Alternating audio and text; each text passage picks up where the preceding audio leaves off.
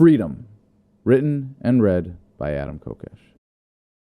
Right now is an amazing time to be alive. The human experience is as rich and delightful as ever, and every day carries the promise of a better world. Not everyone sees it that way, but on the whole, Team People is doing very well. We have come a long way, and that's something worth taking a step back to appreciate.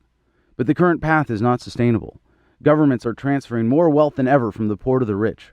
We are rapidly approaching a point where we must adapt or perish. The short view of history tempts pessimism. We might see the recent steps backward as the triumph of evil over good, or at least a turn toward mutual annihilation.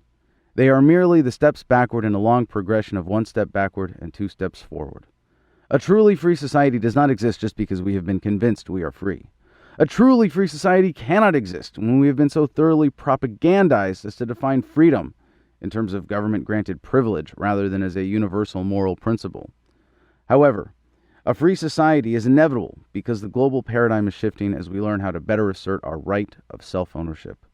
We all know life is better with freedom, that our own individual experiences don't mean nearly as much without the ability to assert our will rather than having our choices limited by force. Many of us today still experience lives dominated by the edicts of others. Many still live under the threat of death from war. While some are doing relatively well and enjoying a great deal of personal wealth and autonomy, many are not. Even those who are doing well are living in a less vibrant and robust environment due to violations of individual freedom around the world. Any act of violence or threat of violence between individuals represents a violation of someone's freedom. The great illusion of the current paradigm of statism is that governments achieve a worthwhile reduction of violence. Governments are the greatest cause of violence in the world today. They are coercive monopolies with only an illusion of public support. Everything they do is based on a presumed right to point guns at people who are acting peacefully. Many of us are dependent on government, and because it takes on a large role in society, one can claim that everyone benefits to some degree. This doesn't mean the benefits justify the cost, and the vast majority of us experience a net loss due to government. Even if we are convinced that most people have a net gain from government, we can always do better without the violence. Freedom is the ability to exercise your will within your rights without the threat of force from anyone else. It's really that simple. You own yourself. No one can claim even partial ownership over you without violating your rights. By abolishing statism, we will achieve a world free of miserable victims and miserable victimizers. We will create a world in which all relations are free of force and coercion. We will see each other as partners in the human experience, united in our desire to live free and realize our potential. We are destined to build a society based on respect and cooperation. Chapter 1. The Philosophy. Section 1. Freedom. Freedom is what you have when no one is forcing their will on you. Everyone inherently recognizes this as a good thing because we all value our power to make decisions. We all value making decisions without being threatened. Unfortunately, most of us have not taken the time to consider the precise nature of freedom and its foundation in universal, undeniable principles. Applying those principles to big issues may be complicated, but the concept of freedom is not. When applied consistently, it shows the way to a more harmonious society. If somebody is forcing their will on us, clearly we are not free. So perhaps it is helpful to think of freedom not as a substance, but as an ideal state of social harmony in which no one is forcing their will on anyone else. A violation of freedom is an attack on a particular victim whose will is being forcibly hindered by taking their life, stealing their property, or threatening them with assault. Freedom is not just an ideal state of society, but a moral code for respecting the rights of others. Self-ownership is an integral part of being human. You own yourself. You own your body. You own your labor. For anyone to assert otherwise is to attempt to restrict your freedom or make you a slave. Because you own yourself, it is wrong for someone to initiate force against you or your property. Acceptance of this simple fact is the foundation of a free and peaceful society. This universal non-aggression principle applies to everyone, and it is therefore wrong to kill, injure, assault, steal from, or threaten another person. Anyone who directly violates others, supports the violation of others, or violates others on behalf of someone else is holding us back from achieving our potential through the harmonious and mutually beneficial transactions that take place in freedom. Section 2. Government. Very few people, even among government workers, have taken the time to consider a precise definition of government. Governments get away with what they do because their true nature is obscured by propaganda. Most definitions describe government as the people in charge, but the foundation of control is always the threat of force. The authority claimed by governments is unique because it is considered licensed to use force or coercion against peaceful people. There is simply no way around it. Government is control by force. Government apologists claim it's acceptable for a government to do something that an individual would never be allowed to do. This is why governments come up with special words to obscure what they're really doing. War is mass murder. If an individual commits murder on their own, it is a crime and they should face consequences. But if an individual commits murder as part of a massive organized effort, they might get a medal. Taxation is theft. If an individual kidnaps you for not giving them half your income, they go to jail. But if someone does that to you on behalf of government, they get a nice salary as a tax collector. No justification for these actions changes their fundamentally immoral nature. Nothing about the divine right of kings, the will of the people, or the rule of law has the power to justify an immoral act. Violent enforcers are essential to governments because without them, their threats would be meaningless. To say that governments are premised on immorality is not to say everything they do is immoral. They often claim monopolies over very important functions in society, like helping the poor or protecting natural resources. The poor would be much better off and the environment would be much better protected if we did not entrust those functions to the same people who make war. Even when a government gives money to someone in need, it must first steal that money from someone else. No noble act can excuse theft, as much as governments would like us to believe. Government is fundamentally immoral because it is based on violating the rights of individuals. As much as we have progressed, it has not been because of governments, but despite them. As free, beautiful, independent human beings, we own ourselves and should never let anyone tell us otherwise. We deserve self-rule. We deserve to be in charge of our own lives. No one has the right to control others by force, even if they claim to have the majority behind them. It may be that in the course of society's development, some control by force was inevitable. Out of weakness, we support some institutionalized violence only because we haven't figured out a better way. We may have been convinced that government is a necessary evil, but because persuasion is always more powerful than coercion, it is inevitable that we will render it unnecessary. Government is like a cancer. Less government is better than more government, just as less cancer is better than more cancer, but as long as it exists, it's a threat. As long as society accepts the idea that force is the way to solve problems, the only limit on violence is what enforcers cannot be convinced to do. Government today could be described as a global tumor. While it can be eradicated locally, we will only be safe when it has been completely abolished. Government is control. Government is exploitation. Government is a protection racket. Government is disorder, violence, and conflict. Government is an idea so good that it has to be forced on us. Government is a group of people claiming a monopoly on the initiation of force in a specific territory. Government is the institutionalization of our worst desires to control, dominate, and take advantage of others by force. Governments reflect our tolerance for oppression, and all we need to do to defeat them is demand self-government. Section 3. Statism. Systems of control that depend on victim participation reflect the way we think. If we believe a strong central authority with power over us is necessary, that is the kind of government we will get. Seeking and resisting control have always been part of life, but over time we have demanded more self-government. We have moved from acceptance of crude slavery and serfdom to demanding some role in participatory government. Statism is the ideology of turning to organized force to solve problems better solved through peaceful persuasion. Considering how much force and violence have shaped our destiny, it is understandable why statism is so tempting. Do you care about the poor? Want to protect the environment? Care about national security?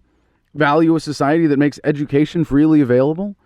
Governments would like you to think that you have done your part on important social issues by voting and paying your taxes without thinking critically. The threat of violence makes government monopolies and other organized crime distinct from voluntary organizations. Even the good things they achieve are made possible by coercion. Over the course of human history, as we have demanded more self-government, the government racket has adapted. At one point, it was accepted that whoever could pick up the biggest rock was in charge. Then we had to be convinced of the divine right of a king or queen. Then we needed a vote to be satisfied. The racket will be plenty lucrative until we see it for what it is.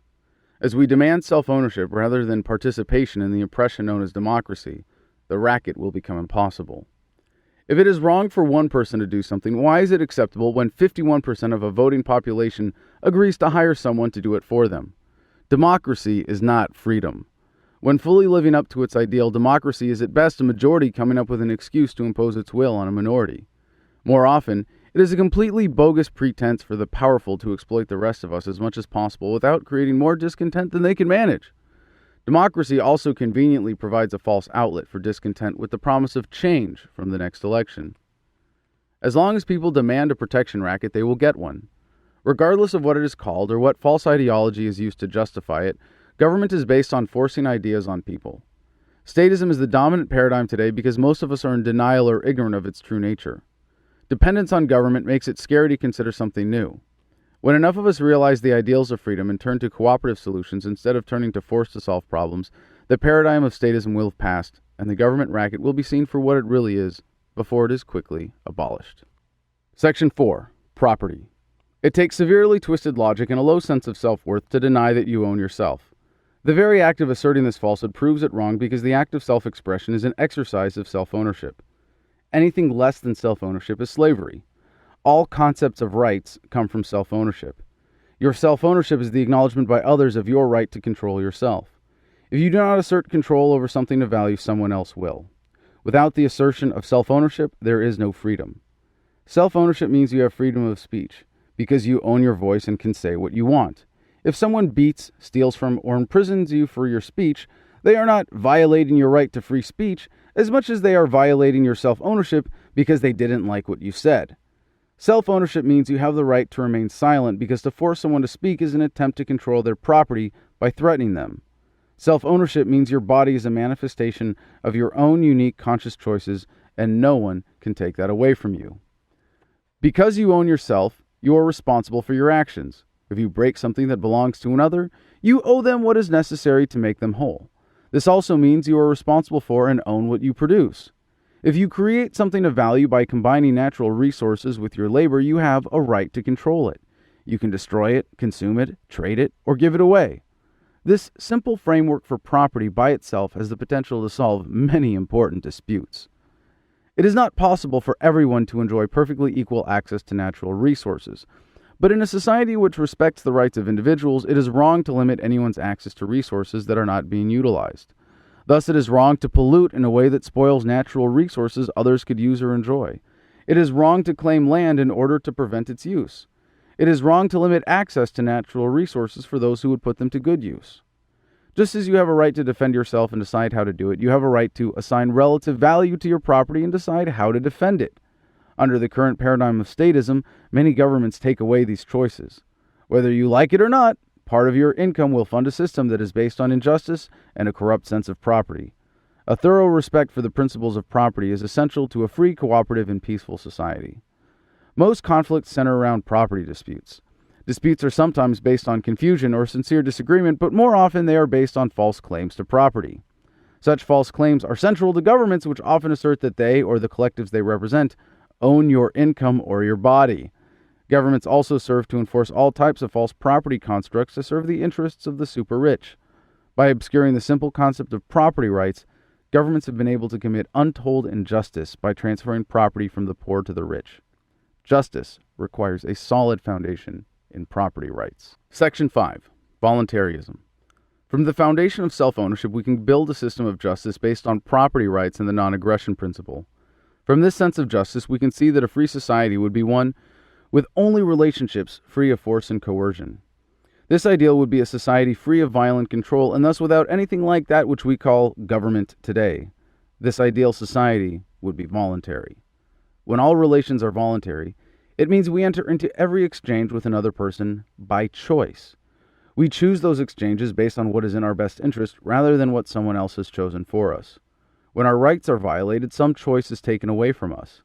When governments say you can't do something, it means that if you do it, force will be used against you.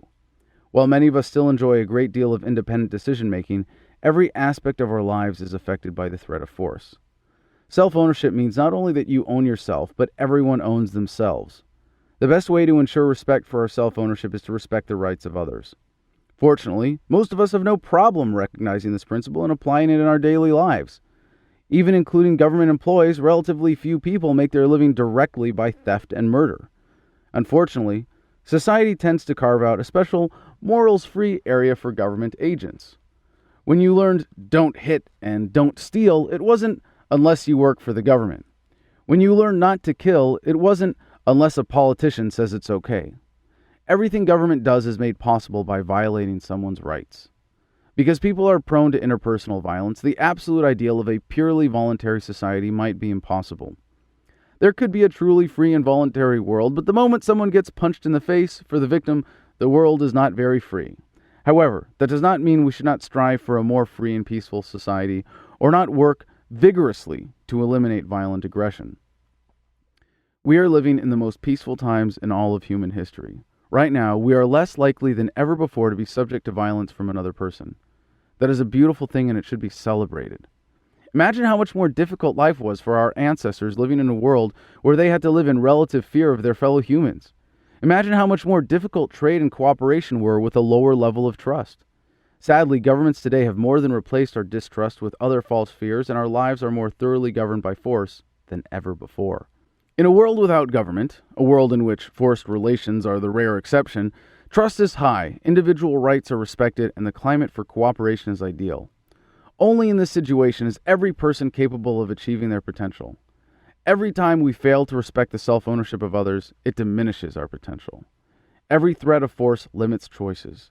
Every act of violence holds back humanity. The understanding that we should work toward a free society by ridding all relations of force is known as voluntarism. Chapter 2. A Brief History of Power. Section 1. Evolution of the Government Racket.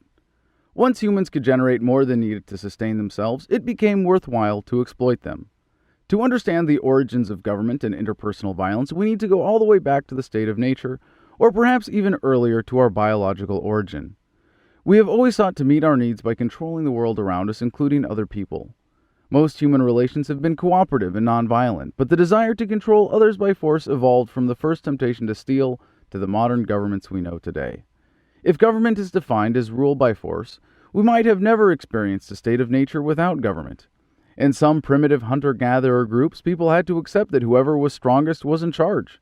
Perhaps it was in the best interest of the individual to go along with such a system, because to challenge it could mean you would be on your own, or worse, injured or killed. Because we are pack animals, we developed complex languages that allowed us to communicate and coordinate. Suddenly, the guy who could pick up the biggest rock wasn't necessarily in charge. It was the best hunter, the guy who could effectively lead a coordinated effort that required communication and cooperation. Then, great hunters started calling themselves chiefs, and the first ongoing protection rackets that might resemble modern governments started to emerge. Technology has played a primary role in determining social order because it determines what productive capacity can be exploited. Before language or tools, people could only gather relatively little in excess of their needs. With the invention of the tools needed for hunting, there was often excess food that freed up creative energies for other production, but also for other manipulation. With the development of agriculture, people could create far more food than they could consume and could support a whole variety of specialized labor, including the unique profession of the government leech.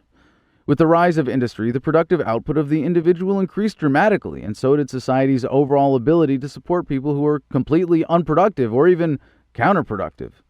If governments took half the income of primitive peasants who could barely get enough food to feed themselves, they would all die or revolt against such massive theft. However, if governments take half the income of modern industrial workers whose salaries can feed 10 families, then use some of it to convince them it's for their own good, they might even vote for higher taxes. Or at worst, they'll vote for the other politician who will just steal a little bit less from them on behalf of the same sponsors. As we have become more productive per person, we have become better educated and more aware of governments. As a result, governments have used education and mass media to make us think that the racket is essential or even beneficial, but the effects are in decline. We have come to demand more control over our own decisions and to go about our lives without being robbed or assaulted. The history of government has been defined by two arcs: the development of our capacity to tolerate theft and our awareness that we deserve to live without being robbed. The first arc will continue to grow exponentially with technology, but the second arc will eventually outpace the first. This can be seen in the development of modern participatory democracies.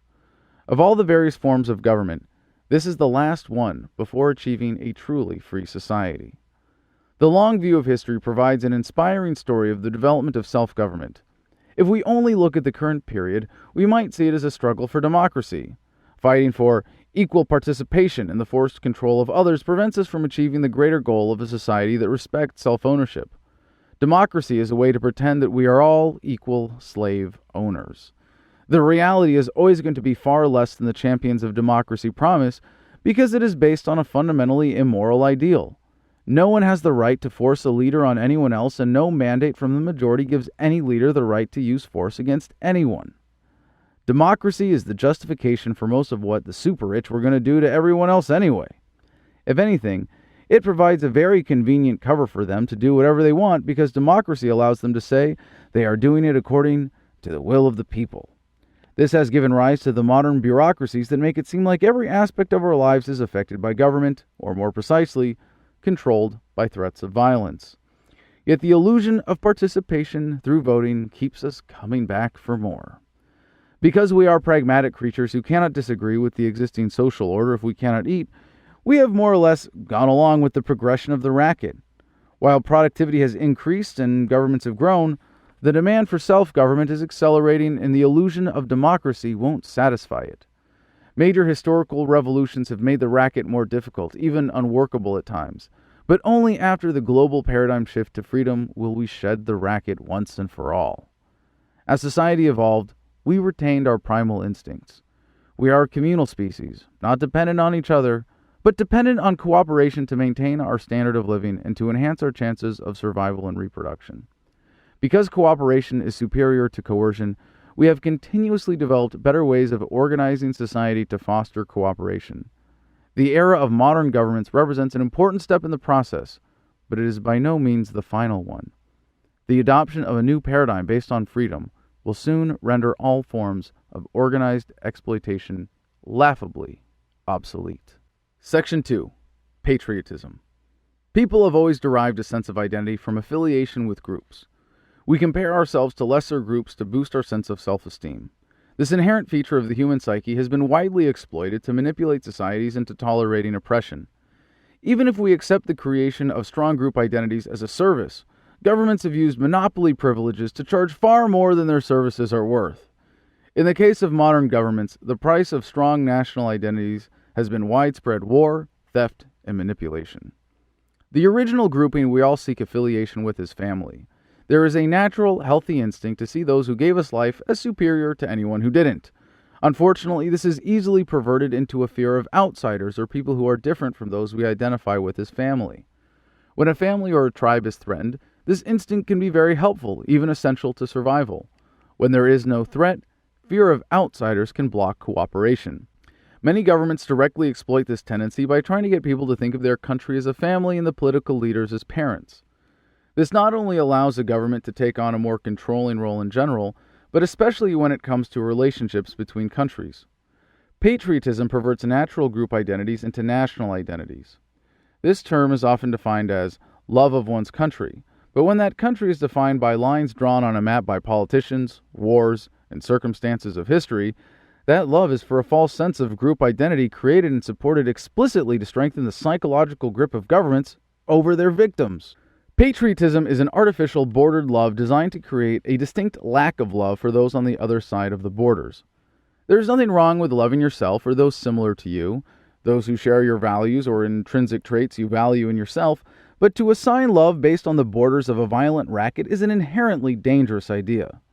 The most insecure and vulnerable people are most likely to be the most enthusiastic patriots, and thus governments always have an interest in keeping us afraid of outsiders, disconnected from the rest of the world, and stunted in emotional maturity. Insecurity and a tendency to seek identity as part of a group can lead people to do dangerous and irrational things. Patriotism has been used to justify the most horrific crimes in history because people more strongly identified as members of a group than as morally strong individuals. Patriotism inherently means lowering ourselves to be members of a group like primitive pack animals. This leads to the diversion of responsibility essential to government and to the unthinking obedience that deludes people into believing that saying, "I was just following orders," will excuse immoral behavior.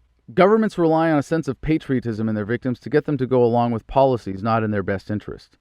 They need us to believe we are sacrificing for the common good when we are really aiding our victimizers. They need us to go along as part of the herd. They need us to accept the proclaimed selflessness of politicians acting only out of love for the artificial collective. They need to ensure that not too many of us victims are emotionally healthy thinkers who demand self-government and are secure in our identities as free, beautiful, independent people. Patriotism is proof that a patriot isn't free. Section 3. Propaganda. The great government lie is that it exists for the good of its victims. To obscure the truth, governments go to great lengths with propaganda intended to change the way we think and thus how we act. Propaganda spreads misinformation that can affect our decisions, deflect blame from governments, encourage infighting, promote dislike of outsiders, and create a sense of patriotism or identification with the country or even the government itself. The greatest measure of what governments are capable of with propaganda is how much they have convinced us to identify with them so that anyone who challenges their power is seen as an enemy of the people. Fortunately, the same technology that makes propaganda possible today has finally caught up in terms of empowering us to question government, and we may have already passed the high point of the effectiveness of propaganda. In the early days of government, propaganda was simple and crude. Perhaps the first example was a big caveman with a spear grunting angrily at a neighboring tribe, goading his people into attacking. "Bad guys! Over there! Be a patriot! Go get 'em!" As communications technology has advanced, so has the complexity of society, so has the complexity of the racket, and so has the power of propaganda. At first, if only to coordinate subdivisions, communication technology was essential to government growth. With mass public communication, the effects of propaganda became much stronger. It also made it worthwhile for governments to invest very heavily in the development of propaganda techniques. Governments use propaganda to create support for a wide array of policies that any free-thinking society would never tolerate. The development of mass communications technology enabled governments to assemble massive armies of poor men, not only to fight and die in rich men's wars, but to do it enthusiastically. Not only could they convince people to support massive welfare programs, but they could make them enthusiastic taxpayers who expect and tolerate enormous waste, fraud, and abuse. Not only could they take over broad segments of the economy by seizing private property, they could get people to believe that without governments, society couldn't function. The propaganda techniques are so sophisticated, governments have convinced people to attack anyone who points out the uncomfortable truth. Governments and their representatives lie to us directly, but the lies are so much more effective when someone else is delivering them. Governments have always materially supported propagandists who tilt the general conversation in their favor. Religion has long played a supporting role in oppression, as governments will promote religions that advocate obedience to government. Through sponsorship, and in some places takeover of education, governments can strongly favor those who reinforce their narrative. Governments and their sponsors give credibility to their propaganda by supporting think tanks. They control mass media by corporate licensing, censorship, monopoly management of infrastructure, and limited access. Staged conversations between pre-selected talking heads are a common tactic of propagandists because the best propaganda is the kind that targets don't recognize. Experts who supposedly represent all sides of a debate have a lopsided conversation which draws people in with sensationalism and the credibility of personalities. The audience gets to decide who they agree with independently. A third option is not considered or is presumed irrelevant. Dissent is not acknowledged. And while the people think they are free because they are vigorously debating one socially divisive issue or another, they are not considering the validity of the presumptions of the propaganda. Government is good. Government is here to protect us. We couldn't possibly survive without government. While propaganda has a great multiplier effect on the effectiveness of the racket, explaining its widespread use, its effectiveness is on the decline. While publication technologies once empowered governments disproportionately, we now have such an abundance of information at our fingertips that it is much more difficult to lie to us. As long as there are governments, there will be propaganda. As long as propaganda is effective, governments will always be possible. But because we are capable of questioning propaganda like never before, it will eventually be irrelevant. Section 4. Government versus technology. In many ways, the arc of government has followed the arc of technology, but their relationship is much more complicated. Governments are often empowered by technology in ways the public is not, sometimes secretly. Technology has allowed governments to be far more destructive than they would be without it. In many ways, technology is now empowering us to challenge government power. As long as we are susceptible to the racket, available technology will determine the nature of the oppression, but eventually, technology will empower the general population to demand self-government and render the psychological roots of statism irrelevant. The prevailing state of technology is the primary determinant of the productive capacity of the average member of society. Excess productivity makes government possible. The development of agriculture suggested a racket centered around various forms of tenant farming. The development of industry created a much more regimented and coordinated economy that suggested taxing income. Developments in printing and enforcement of currency regulations made possible the underpinning of nearly all modern governments: monopoly creation of money. Technology has also driven the arc of our ability to destroy ourselves to the point where complete annihilation seems feasible. If we can get past statism now, we will have averted the possibility of the destructive arc of government overtaking the peaceful and empowering arc of technological development. Technological development leads to wealth development. By increasing the capacity of the average laborer, technology raises the standard of living, despite government always taking larger portions of our output. When people barely had the ability to feed their families and pay off their landlords, they didn't have time to organize protests. With the development of a wealthier society overall, the level of individual empowerment has increased along with access to information. This has been the primary driver of the increased demand for self-government. Despite the rapidly developing internet, some politicians think they can still get away with the old deceptions.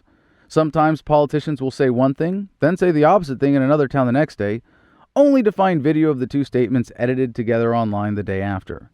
When so many of us have nearly the entire wealth of human knowledge at our fingertips, it's very difficult to lie effectively. When a victim of bullying stays silent, the bully is emboldened. Like any bully, governments want their victims to stay quiet. They try to keep victims isolated and prevent them from banding together. The internet has created a conversation in which we can share our stories of victimization and see that we are not alone. The worst government atrocities are now viral videos. The new conversation does not favor governments. Understanding government as institutionalized violence allows us to see its psychological roots. People turn to violence and are tempted into conflict by insecurity and fear. Technology is empowering us to be much more aware of mental health. One might argue that mental health is historically low because of current governments, but even if that is true, lower rates of interpersonal violence would suggest a much more empowered society. In the long run, technology will empower connectedness, harmony, and cooperation much more than governments. Because governments depend on an enforcement class to do violence against people who are acting peacefully, the ability to limit and control information that gets to the enforcement class is very important. The general abundance of communication technology makes that much more difficult. It is easy to convince a soldier to kill someone if he can be convinced his victim is somehow less than human. It is much more difficult if they can video chat online. Technology is making it more difficult for governments to isolate people.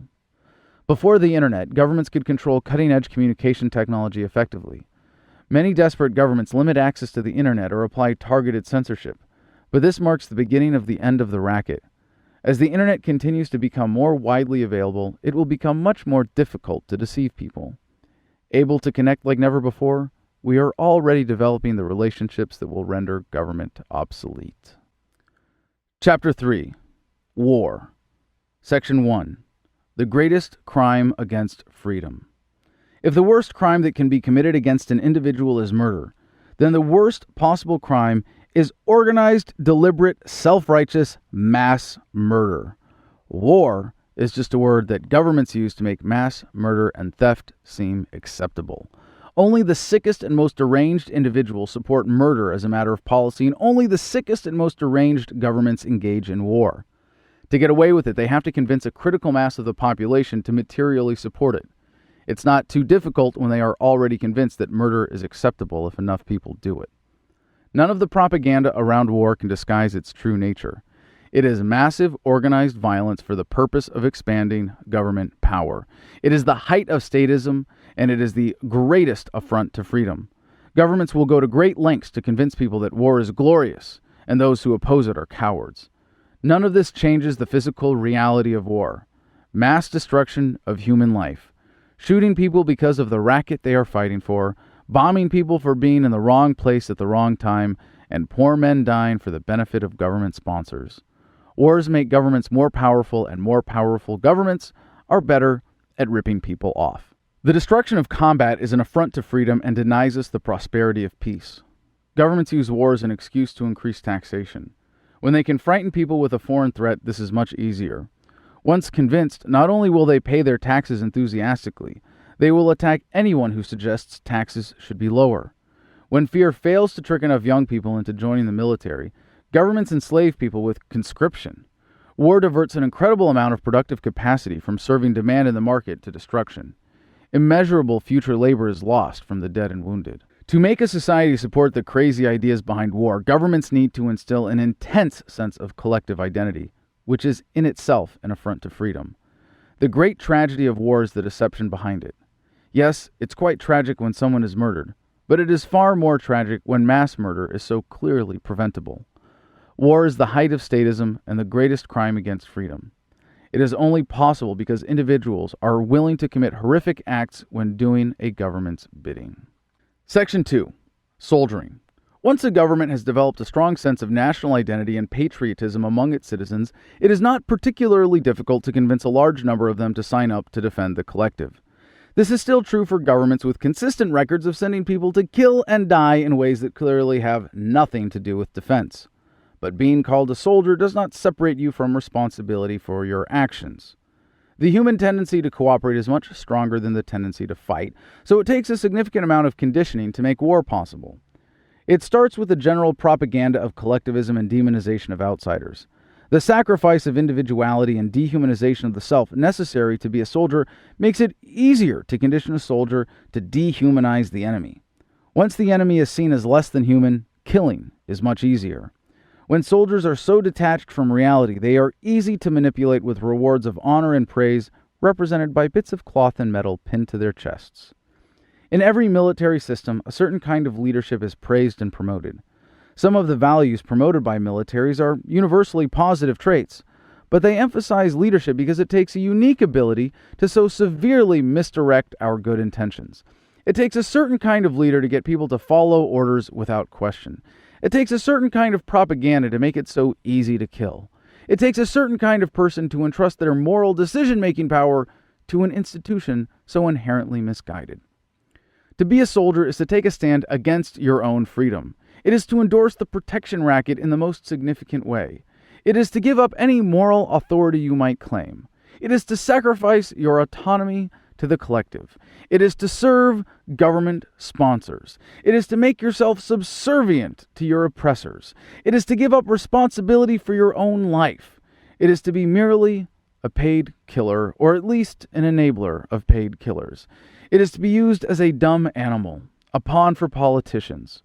Joining the military means removing yourself from the productive sector of society to join the parasite. Soldiering is sold as fighting for freedom, and governments want us to be grateful for their wars, but just by putting on that uniform, every soldier makes the citizens less free. Being a soldier is a choice. No one can force you to do something immoral. When we see through the propaganda of collectivism, there will be no more militaries. When we hold each other accountable for individual acts of violence, there will be no more war. When we demand our freedom, there will be no more soldiers. Section 3. The motivation for war. Understanding governments as competing protection rackets makes it possible to understand the reasons for war. Governments give all kinds of noble reasons for starting wars, but they are only as legitimate as any other propaganda. Today, most of them claim they only use military force for defensive purposes. But if all governments only fought defensive wars, militaries wouldn't be necessary. Governments start wars to expand or strengthen their protection rackets. Nothing encourages patriotism like war. Governments like war because patriotism leads people to sacrifice for the imagined collective and tolerate more oppression. Patriotism reinforces the essential myth that governments act on behalf of the people, and the language of war often confuses the government itself with the people. When two countries are at war, we often say that one country attacked another, but that is a misrepresentation of one government attacking another government's territory. Or, more precisely, a group of people wearing uniforms of one color from one place killing people wearing uniforms of a different color from a different place. Countries don't attack other countries. Governments use violence to expand their power. Governments also like war because it is extremely profitable for a few special interests. Just the constant threat of war is enough to make the arms industry very profitable. Other than politicians, no one is more eager to buy bombs than a frightened population willing to give up everything to be safe. When a population is frightened enough to support a war, it will support increased taxation and buy war bonds. It will support a massive increase in the money supply, supposedly to pay for soldiers' salaries and equipment, even though it will only enrich the bankers by devaluing everyone's savings. Although war spending is clearly a way of diverting productive resources to destructive purposes, governments always count this spending in positive economic measurements to perpetuate the most dangerous myth that war is good for the economy. War gives governments the excuses necessary to do the things they always wanted to, but usually can't in peacetime. During war, governments claim to need new powers, supposedly necessary to protect from a new threat. Those who stand to profit from such wartime policies will attack opponents as unpatriotic. They always say these powers are temporary, but they're often permanent.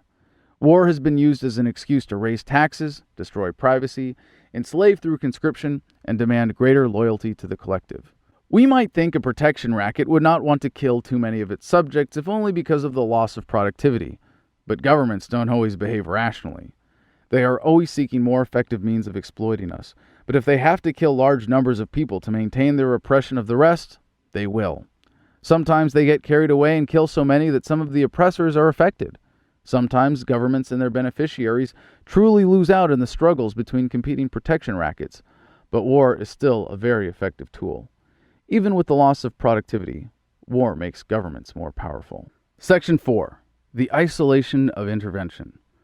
Violence is the greatest obstacle to commerce and cooperation. When governments do not intervene, commerce between countries brings us together. When they make war, it drives us apart. When governments intervene in the affairs of other countries, just as when they intervene in the lives of individuals, productive relationships are displaced by coercive relationships. While the immediate costs of war are often extremely high, in numbers counted as profits by some, the indirect costs are many times that. Free trade is dependent upon mutual respect for the self-ownership and property rights of others. War is the ultimate act of disregard for human rights. To the extent that a war is supported by the people, it says, "We would rather kill you than trade with you." To the extent that it is opposed by the people but happens anyway, it says, "We respect you and want to trade with you, but not badly enough to stop our government from trying to kill you." Allowing relations between countries to be managed by governments isolates us and keeps us from enjoying productive relationships. While not considered war by some, embargoes and blockades represent widespread threats of force and can be just as destructive as war. A complete blockade says, "If you do business with anyone in this country, we will attack you." This is easier when the victim is seen as having committed some significant collective crime, but governments frequently impose lesser international trade restrictions that cause problems and unfair trade advantages on a massive scale. With countries so interdependent, the consequences of cutting one off from the rest can lead to widespread shortages of essential goods like food, fuel, and medical supplies. Because war drives resources from productive uses to destructive ones, it also limits the people of a country at war in their ability to engage in trade with people of other countries. However, the international trade cut off by war, embargoes, or some form of managed trade is far more significant. When an embargo is declared, it says anyone engaging in certain trade will be shot or bombed. As a result of that single threat, thousands of regular daily exchanges essential to the standard of living of millions may be cut off, and countless more potential exchanges might never happen. While the measurable costs of war in lives and resources might be so immense as to be unfathomable, the total costs of war are incalculable. Section 5. Foreign aid. One of the many ways modern governments pervert the goodwill of their people is with foreign aid. For citizens who want to vote away their problems and never have to think about them again, electing a politician who cares about poor people throughout the world is a nice option, but it doesn't change reality. Foreign aid takes money from the poor in one country through taxation and gives it to the rich in another country through handouts. Like many problems that governments pretend to be solving, the problem of foreign suffering is one we want to solve. Despite governments taking such a large role with stolen funds, we still give generously to foreign charities. While some foreign charities are frauds, all government foreign aid programs are frauds because if we don't like how our money is being spent, we only have two choices: pay our taxes or go to jail. Governments love foreign aid because it allows them to buy off smaller governments and expand their influence without wars. Only people who believe governments are efficient would want them to handle foreign aid donations. Governments tend to give the money not to the people of other countries, but to the governments. Even if the majority of this money is used for its stated purpose, it will serve to entrench the existing power structure, and the diversion of only a small part of it is enough to make plenty of corrupt politicians more than rich enough to buy the next few elections. Thus, foreign aid can serve to prop up governments that might otherwise fail due to excess corruption or unpopularity. When foreign aid is dispersed based on where there is terrorism, starvation, or disease, it ends up subsidizing terrorism, starvation, and disease. There are tragedies going on all over the world, and many caring people genuinely want to help. When we pool resources, amazing things can happen. Sometimes, even governments accomplish great feats of relief. Unfortunately, foreign aid funded by theft and carried out by people who are unaccountable for the results predictably leads to diversion of funds for personal gain. Section 6. War on Terror. Governments come up with many excuses for war, but the war on terror is especially dangerous because it can be used to keep a country in an endless state of war. Because government programs are very difficult to end, an armed conflict against an unspecified enemy is every government's dream come true. Perpetual war. The policies of the war on terror, as with most government programs, cause more of the problem.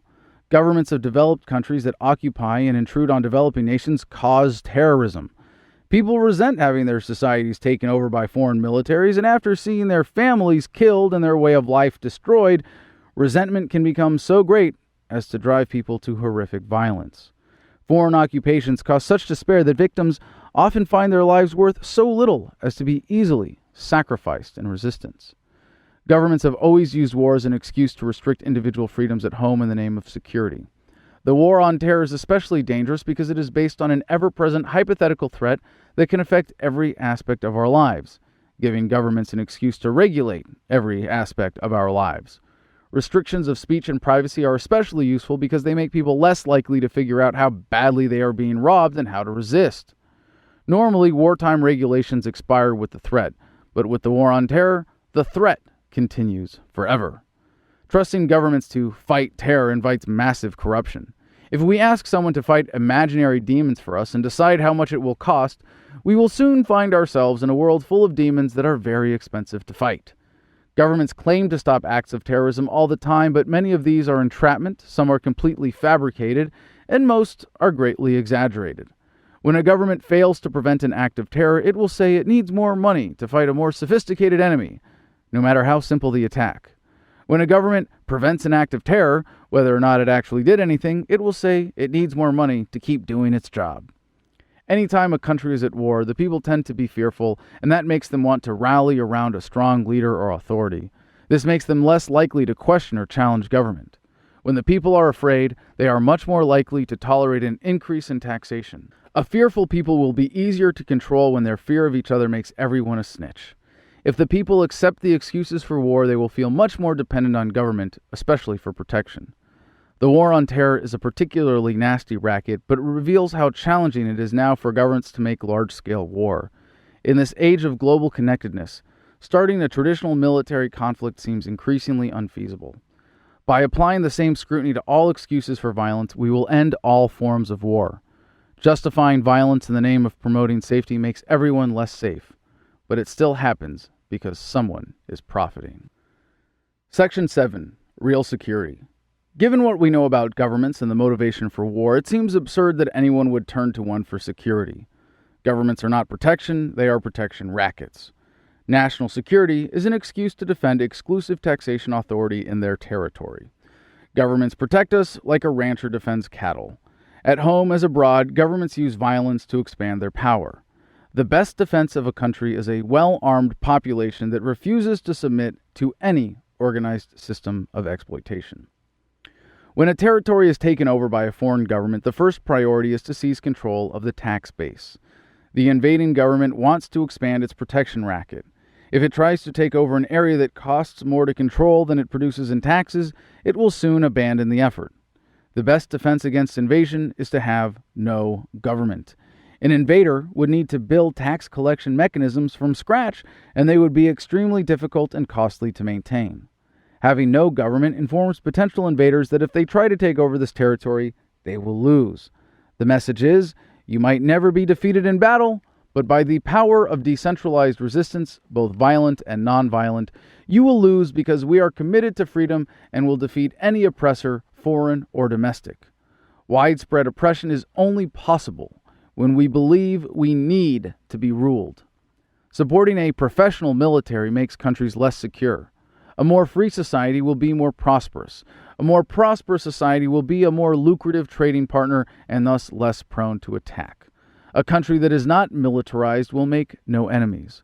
A society without a central authority will not erect any obstacles for free people seeking to defend themselves appropriately. The illusion of protection from militaries hides the fact that they make us less safe. It is very important to understand that governments are lying when they tell us they are doing something for our safety. Merely fabricating a threat gives them an excuse to spend money on false solutions to enrich their sponsors. We are at the point when large-scale invasions are relatively rare, and while that may lessen the significance of being an armed individual, we must all be armed with the truth in order to not fall for the protection racket. The best national defense is a population that refuses to be governed. Chapter 4. Personal Security. Section 1. Life is fragile. The most horrific act of violence a person can commit against another can be very easy. To take someone's life is not especially difficult. In a world dominated by professional killers and violent fantasies, it makes sense that most people have an exaggerated sense of how difficult it is to kill someone and how invulnerable they are. Rarely do we actually consider how easy it would be to kill someone because the thought of ending another person's life is so repulsive. Our lives are in each other's hands every moment of every day simply by the nature of the human experience. We are not just interdependent in many practical ways, we also live at the pleasure of nearly everyone else. The fact that murder is so rare among humans suggests that we want to be surrounded by happy, healthy people. Despite the overwhelmingly cooperative nature of society, rare acts of violence do happen, and we can be overly frightened by them. We can be convinced to be untrusting and afraid of a random person. Not everyone should be trusted, and we all determine our own policies, but despite the evidence, our general tendency to distrust is higher than necessary, and we waste a great deal of energy on it. This makes us vulnerable to people who take advantage of our fears to serve the sponsors of government. For governments to get us to accept their counterproductive monopolies in public safety and justice, they must convince us that only they can protect us from certain threats. Even for the critical matter of abortion, making it illegal often makes it more frequent and less safe. Using governments to reduce abortions makes it more difficult to develop peaceful means of doing so. This is just as true as with the problems of murder, theft, and rape. The threat of random interpersonal crime is a real one, but the answer to it is not to turn to an organization that promises to steal from us. Turning to government for protection from thieves says, "My neighbor might steal from me, so I will trust a government to steal from everyone, so if my neighbor steals from me, he might be locked in a cage for a while." Turning to government for protection from murderers says, "My neighbor might kill me, so I'll let the government steal from me so they can hire someone in a costume to come write a report about it afterwards." Life is risky. Risk leads to fear. Fear makes us vulnerable. Acceptance of the riskiness of life makes it possible to be brave enough to question those who would promote fear. When we try to deny the riskiness of life, either in our minds or through government policy, we only make it worse. Rather than living in fear or in resistance, simply by embracing the cooperative nature of life, we can protect ourselves from the very real threat of a society devoid of trust.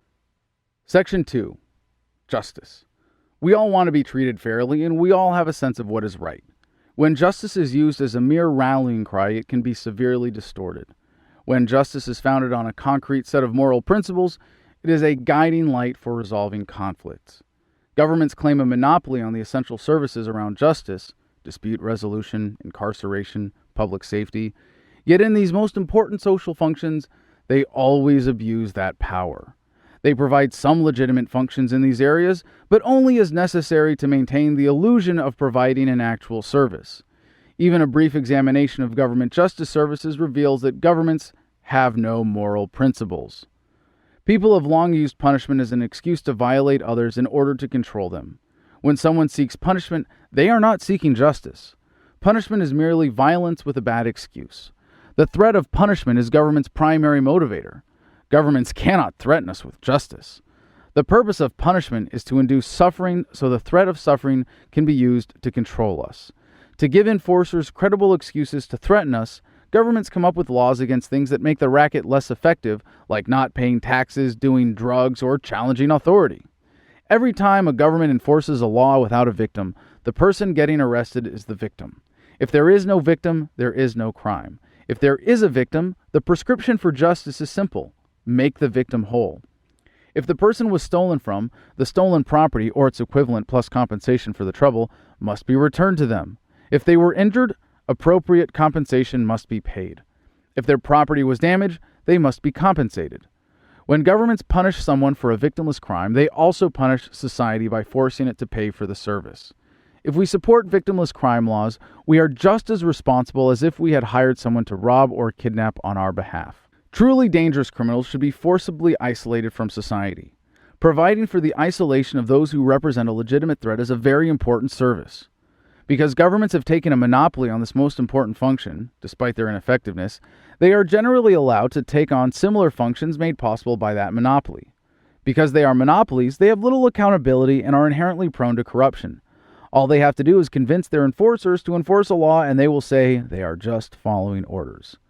When government is trusted with the power to determine justice, we end up with corrupt judges working with corrupt prosecutors, working with corrupt cops, while corrupt politicians give them an excuse to point guns at peaceful people every time they pass a victimless crime law. Judging an individual's behavior to be wrong does not give you the right to punish them. Even if you are absolutely certain, even if you saw them do it, even if you think it would serve justice, it is never right to punish another person. You have the right to harm someone if necessary in self-defense. You might reclaim stolen property. You might do something to someone that leads to suffering, but you are never justified in doing something to another person for the express purpose of causing them to suffer. The one thing you always have a right to do is turn away from someone. If someone is a known thief, do not do business with them until they have made their victims whole. This is justice founded in natural rights, and it is far more robust and fair than the government racket. Justice is the application of ethics. A society's practice of justice is a measure of its commitment to moral principles. Society's punishment of nonviolent behavior is a measure of its abandonment of freedom. When we turn to governments for justice, we are turning to institutions based on violating rights in order to protect them. A protection racket cannot claim to have a moral foundation. Justice is far too important to be trusted to government. In many ways, we have become dependent on government, so in the transition to a free society, many peaceful systems of justice will first resemble current government models and meet current expectations. However, with the innovation made possible in the absence of coercion, those expectations will soon be exceeded with far more righteous and efficient systems of justice. Section 3. The police state. Modern governments have entered a self-destruct cycle. Policies are enacted on behalf of special interests. Governments convince enough of us that the policies are well-intended. We figure out that a particular policy is intended to take advantage of us. We get upset and resist. Rather than giving in to the pressure, politicians and their sponsors find it more profitable to minimize the impact of the resistance while they create a new policy to distract us. This creates a seemingly endless cycle of creation and suppression of discontent.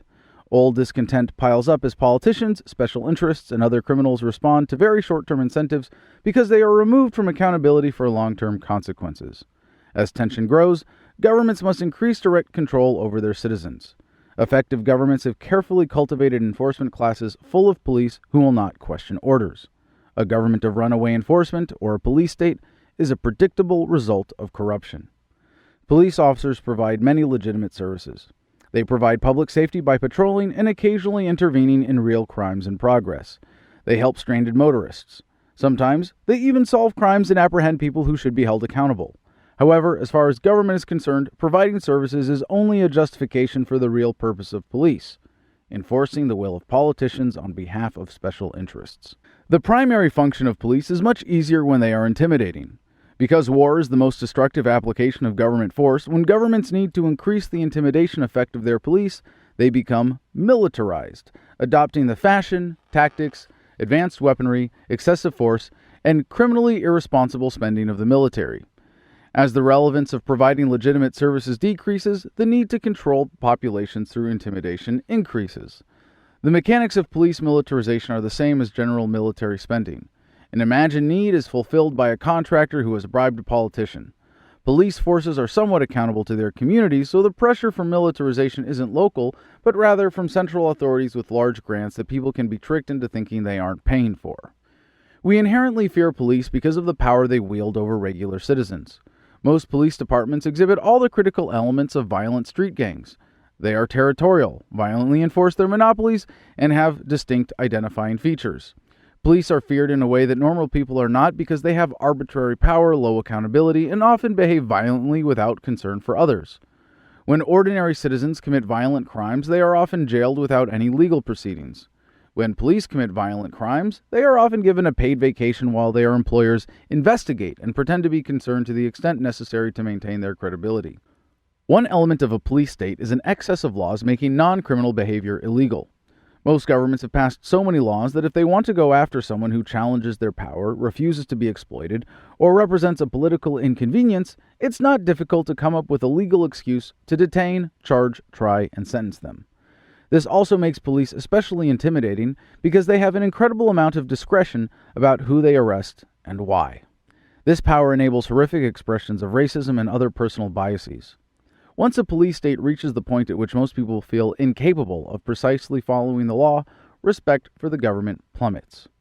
The more a government seeks control over its citizens, the more it needs to spy on them. All government surveillance is wrong, but it is especially wrong when the property rights and privacy of citizens are violated. In a free society, a balance will be struck between security needs and privacy rights, and no one's property ever needs to be violated. When you are being recorded in public by a fellow citizen, they are collecting sound waves or light particles coming from you, and there is no violation. But if that person taps your phone line or puts a bug in your home or in any other way physically inserts anything where it is not welcome, they are violating your property and your privacy. The reason governments need to violate your property in observing you is that if you had true privacy, you would have a space in your home that they couldn't control. The current extent of surveillance clearly shows there is another motive besides catching bad guys. Government surveillance is not about keeping us safe, it's about keeping us under control. The most important way to hold police accountable is by recording them. A police state will not be defeated by individual local actions, but recording police can educate others, hold individuals accountable, and eliminate the most reckless officers. Recording technology available in most smartphones allows almost anyone to record police. Those same phones can be used to upload data, and the internet provides distribution that is difficult for governments to cut off. These technologies are game changers and should be used to hold everyone accountable, not just police. As technology continues to improve, it will become much more difficult to be violent in secret. In some places, it's illegal to record police, but in some places where it's technically legal, it's not always practical. It is important to look out for each other and sometimes even protect an officer by recording the interactions of others when we can. We should always know our rights and assert them as much as we can, but it also helps to know specific local laws and our rights under the law to deal with enforcers more effectively. While the term police state may apply to varying degrees, and some government apologists will always declare the amount of control to be insignificant, any organized violent control is just as wrong as a total police state. Subjecting people to systematic violence traumatizes them and helps keep them submissive. Do not give in. There are many important ways to fight the police state to improve our communities, but until we defeat statism, it will always be there, and even the slightest degree of a police state is too much. Section 4. Courts. Dispute resolution is too important to be entrusted to governments. When we accept arbitrary authority from a violent monopoly protection racket, the authority is soon used to make us submit. Then that authority is for sale to the highest bidder, and courts are used to get us to go along with all kinds of disastrous policies. Government courts seek to stay in power and maintain their influence. They depend on other parts of government for their budgets and have no incentive to go against the general agenda. Once this relationship is established, it is easy for politicians to pass laws that go completely against any rational sense of justice and have the courts behind them. Courts become part of the machine, convicting us of victimless crimes to keep police busy, keeping the politicians and their sponsors happy, and providing a flow of bodies to the prisons. Courts justify their existence to the politicians by doing their bidding, but they need the help of police to do it. Police officers are routinely called to testify against defendants, and courts try to make people think they are protected from false testimony, but police are routinely allowed to lie. When police are accused of misconduct, they are often punished with a slap on the wrist, if at all. This is partly because police protect their own, like members of any gang, but also because most prosecutors and courts will only seek accountability when the misconduct is so bad that it threatens the credibility of the racket. Government courts often refer to themselves as part of a justice system, but more importantly, they are punishment systems. It's absurd to think any part of an institution based on theft and violence could provide justice, but many people still seem to believe this. Justice requires respect for self-ownership, and courts are more concerned with upholding the law than providing justice. Because courts have a monopoly, they have to provide some approximation of justice, holding violent criminals in isolation, occasionally ordering restitution for damages, but taken as a whole, courts provide a justification for government agents to punish people for behavior the government doesn't like. The greatest tragedy of government courts is that when someone is wronged, if the perpetrator is caught and punished, the victim is punished again as a taxpayer rather than compensated. Courts are a critical part of the protection racket because they give governments cover for using force against peaceful individuals. When courts appear to go against the rest of the government program, they still serve an important purpose. They want us to think the court is there to keep the government in check. A very brief look at almost any country's history will show that is not the case. The court can also serve to tap on the brakes of runaway statism while maintaining the credibility of the racket. In a free society, courts would depend on the recipients of their services to fund them rather than governments. They would be accountable to the people rather than politicians. They might be bundled with other legitimate protection services. We could pay someone to protect our rights rather than having a monopoly force on us based on violating our rights.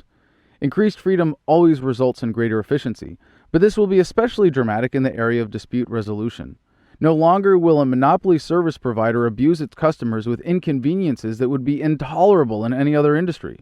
No longer will people with no responsibility for their decisions make important rulings. No longer will people be unaccountable for the great injustice of all the productivity stolen and wasted by false imprisonment. Dispute resolution services, unsurprisingly, will be much better when organized without a violent premise. Section 5. Incarceration. Locking someone in a cage is never justice. It is only punishment or justified isolation of someone who is a danger to others. Locking someone in a cage for hurting a person does not make the victim whole. Locking someone in a cage for doing something you just don't like makes you the criminal. Sometimes individual acts of incarceration are justified, but modern prison systems contain mostly people whose incarceration itself is a crime. Even for its stated objectives, a punitive prison system is a dangerous and ineffective tool. All real crimes stem from a failure to thrive within voluntary cooperative relationships. Many governments try to portray their prisons as rehabilitation centers, and while some people come out of prison much stronger and healthier because of the educational experience, that is clearly not their purpose. Some governments have the audacity to call their prisons correctional, as if they have the power to correct someone's behavior. In many cases, governments will sentence violent criminals on the presumption that they are too dangerous to be in civil society at the time of sentencing, but after a few years in a madhouse surrounded by similar offenders, they will be safe to release. If someone who hurt someone goes to jail or even gets the death penalty, how does the victim benefit? They might feel safer without their attacker on the loose, but now they are being victimized as a taxpayer to pay for the cost of housing, food, and health care for another inmate whose productive capacity is reduced to nearly zero. Real justice would be reparations for damages and compensation for victims. Revenge never serves justice, however tempting it may be. The more we question the assumptions of modern prison systems, the more aware we are of their disastrous effects. This is inspiring a re-examination of our sense of justice and making it clear how governments take advantage of our innate desire for revenge. Dealing with violent, irrational, and criminally insane people is an important function in any society, and it will be very exciting to see how cooperative efforts will address these issues and how much more productive and happy society will be without so much effort invested in keeping people behind bars. Section 6. Self-defense. What makes governments critically unique is the way they use guns. Everything governments demand we do or not do is backed up with, or else police with guns will come and lock you in a cage. If we all had guns and governments didn't have any, this racket wouldn't work. Governments have an interest in keeping us dependent on their protection rackets, but a police officer will never provide better protection than effective self-defense. Because gun control is enforced by violence, and often leads to greater overall violence where enforced, it is clearly not about reducing violence. It's about controlling the population. The use of force to defend oneself is an inherent right based in self-ownership. If someone is making a threat to you or your property, you are justified in using defensive force. The decision to use force against someone else is a very serious one. If you are threatened or under attack, use of force may be the only way to save your own life. Even in situations where your life is clearly threatened, your self-defense would be most valid with the minimal use of force necessary to neutralize the threat. What if you are mistaken in your assessment? What if the threat is from temporary confusion and not ill intent? The responsibility taken on when applying deadly force is immense, and it should be used only as a last resort. To deny someone's right of self-defense is to subject them to the tyranny of anyone who abuses them. To deny the universal right of self-defense is to deny the universal right of self-ownership. Gun ownership by nonviolent people carries an inherent threat to violent people, which violent people are willing to use violence to remove. Governments don't like their people being armed because they might revolt. The idea of taking up small arms against an organized military may seem absurd, but in violent revolts, sometimes it is enough to cut off just the head of the monster. Governments have used gun control whenever they want to make people more dependent, but especially when they need to tighten control over society. Some of the most vicious government atrocities ever committed were preceded by strict gun control. One of the great ironies of gun control is how counterproductive it is to its stated goal of reducing violence and keeping guns off the streets. Gun control is nearly impossible to carry out effectively. Without absolute control over citizens to begin with, no government has completely succeeded in wiping out gun ownership. In many places with strict gun control, guns are actually more readily available than in a regulated market because they can be bought easily on the black market where sellers are not capable of taking responsibility for who they sell to. Criminals prey on communities with strict gun control because to them, gun control is a convenient policy of victim disarmament. An armed or even unarmed but violent criminal can attack anyone on the street in an area with strict gun control with reasonable confidence that their victims won't be armed. This is one way governments create more crime. More crime makes people more eager for government protection. It also creates dependency because when citizens are disarmed, cooperative solutions to address crime are much less effective. Taking away the right of self-defense has disastrous consequences. Gun control is part of a common attitude not limited to the specific technology of guns. Governments want to control the use of force. In many places, they ban common non-lethal self-defense weapons like pepper spray or tasers.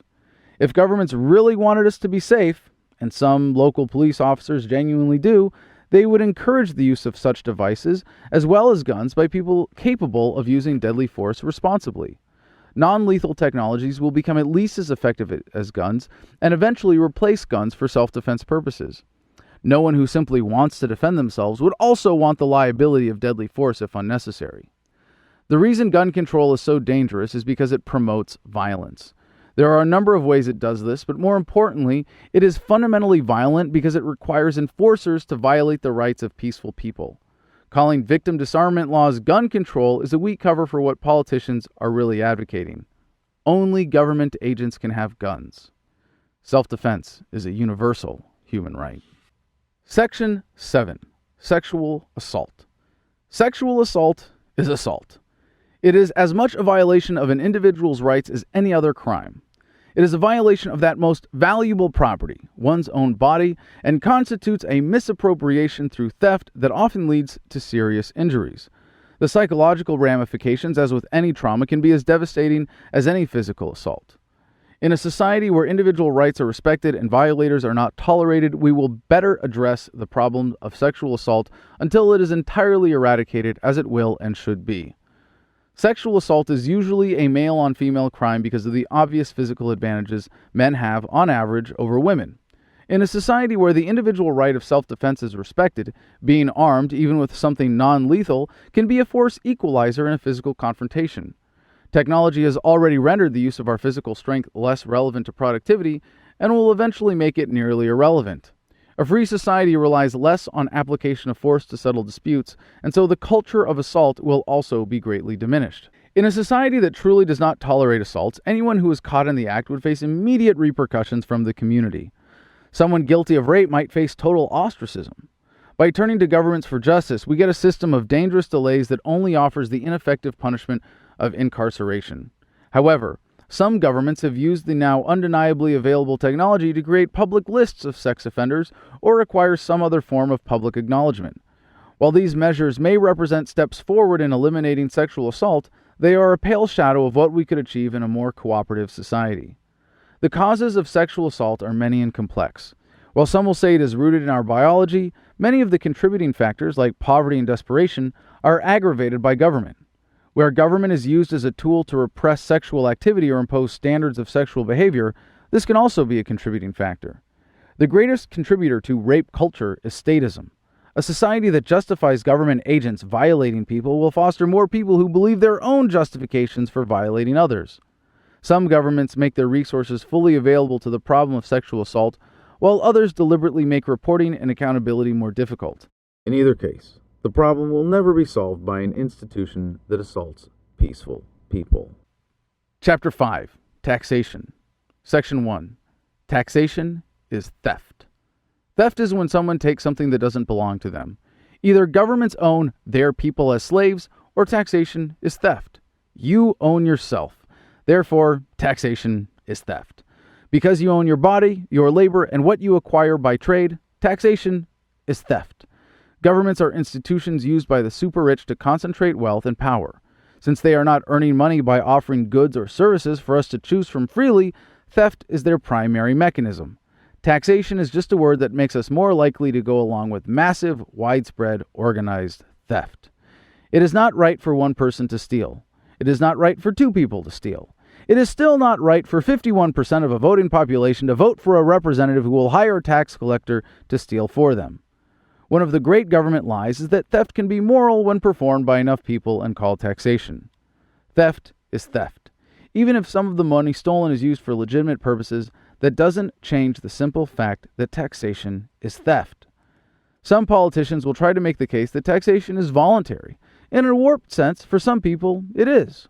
If you believe that governments exist to serve the people, all your tax dollars are put to good use, and you pay your taxes enthusiastically, then you might be more susceptible to the lie that taxation isn't theft. But even if you happen to be so lucky, and you feel that taxes are the price you pay for civilized society, you are living in a civilized prison.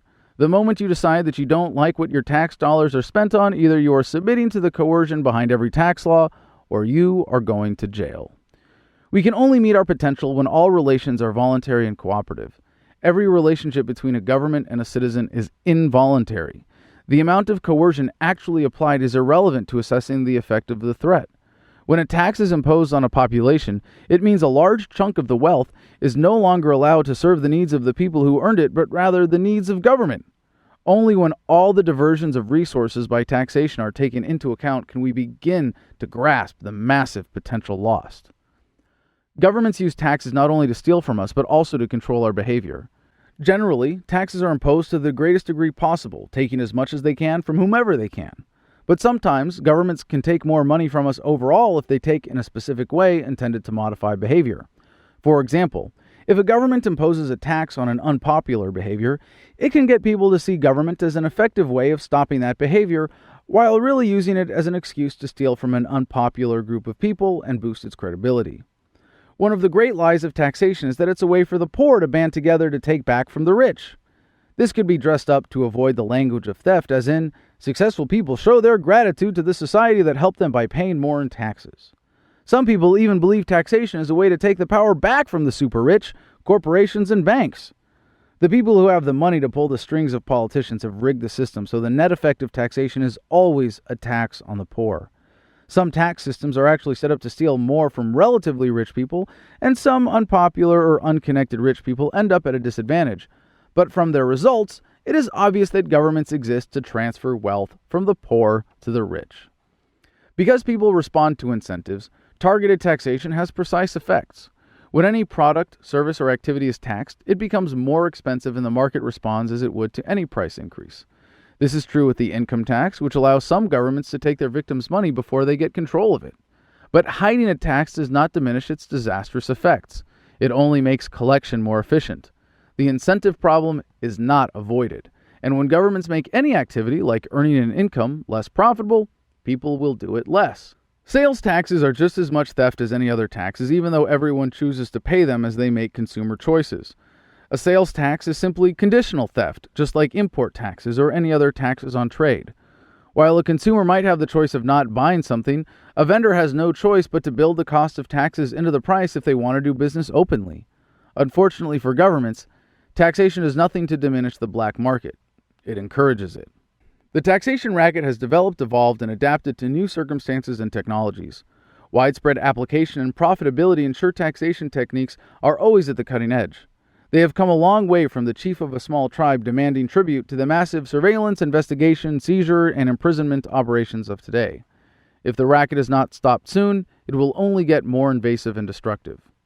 Taxation is an inescapable part of the government racket. If governments never stole, they would cease to be governments. If we could withdraw our financial support from them at any time, they would be voluntary cooperatives or service providers. Because taxation is backed up with the threat of force, it is theft. Plain and simple. Section 2.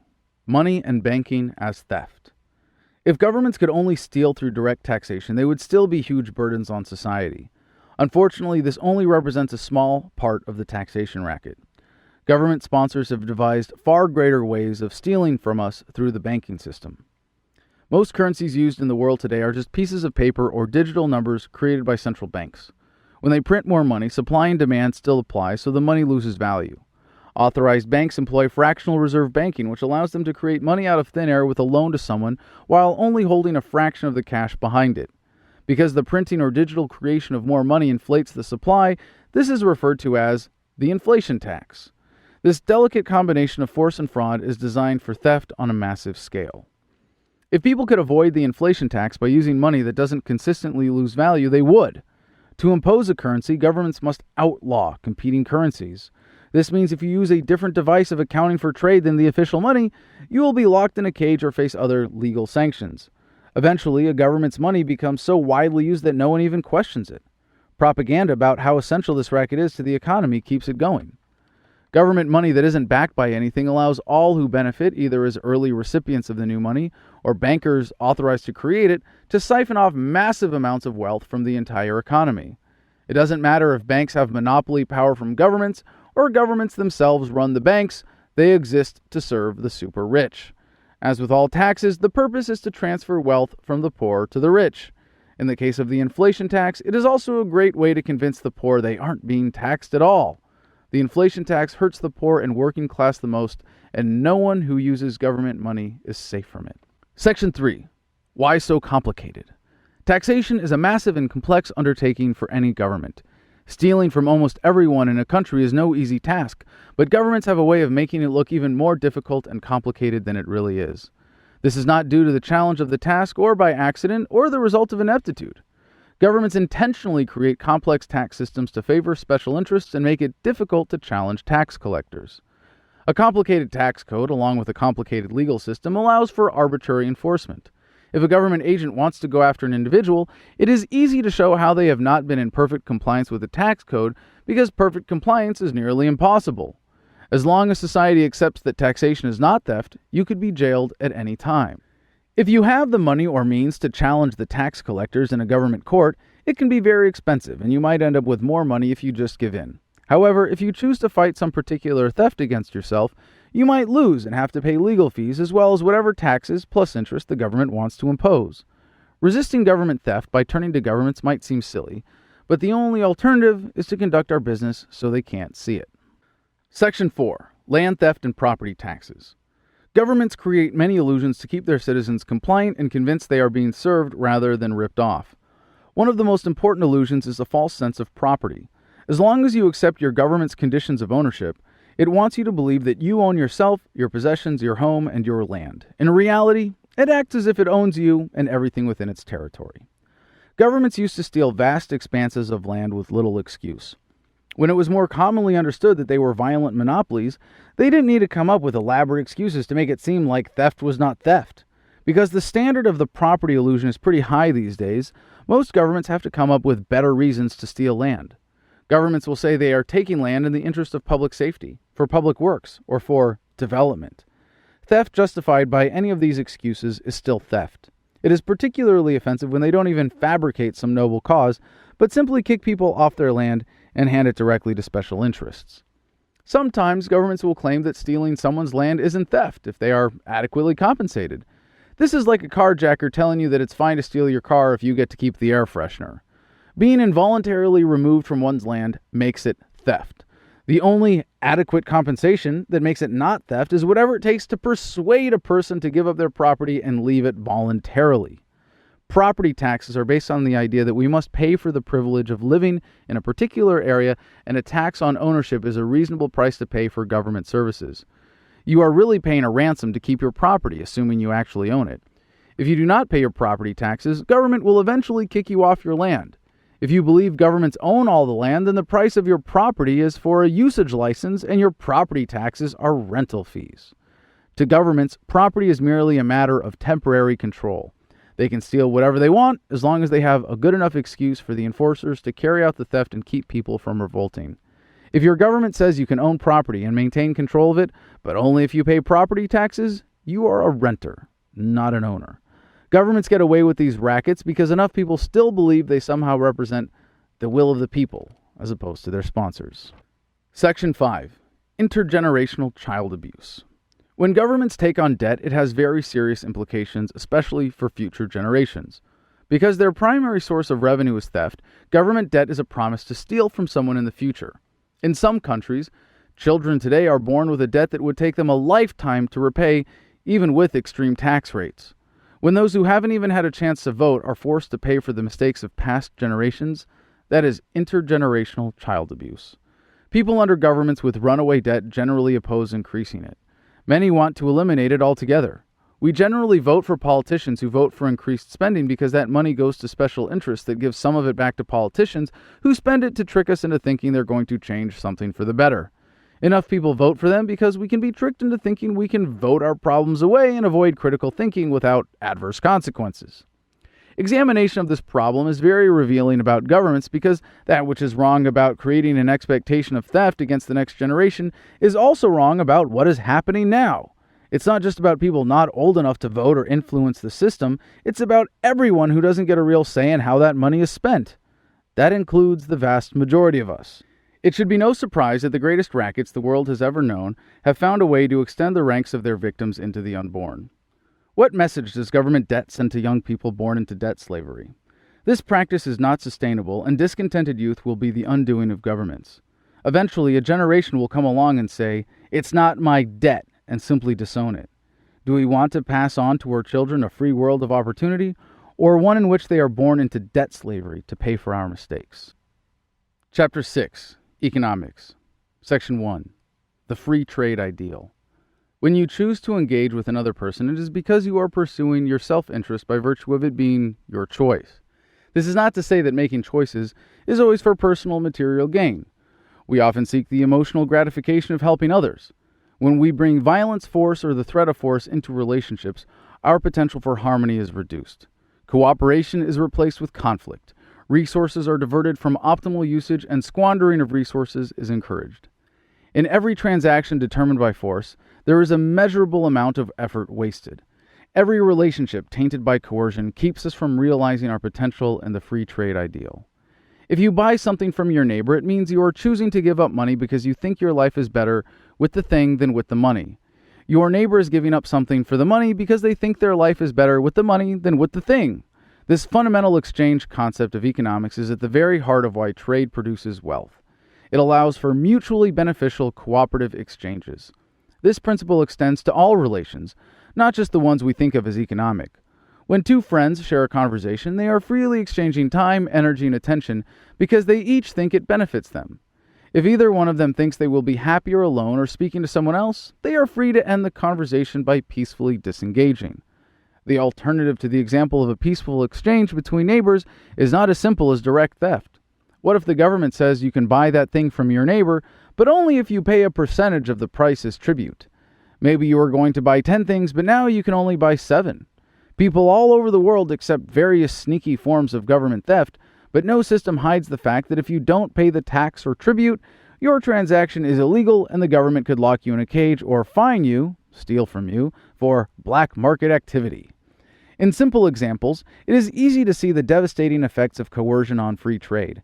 Even with these examples, we cannot possibly envision all the implications and ripple effects. Did the trade that didn't happen mean buying one less bag of groceries?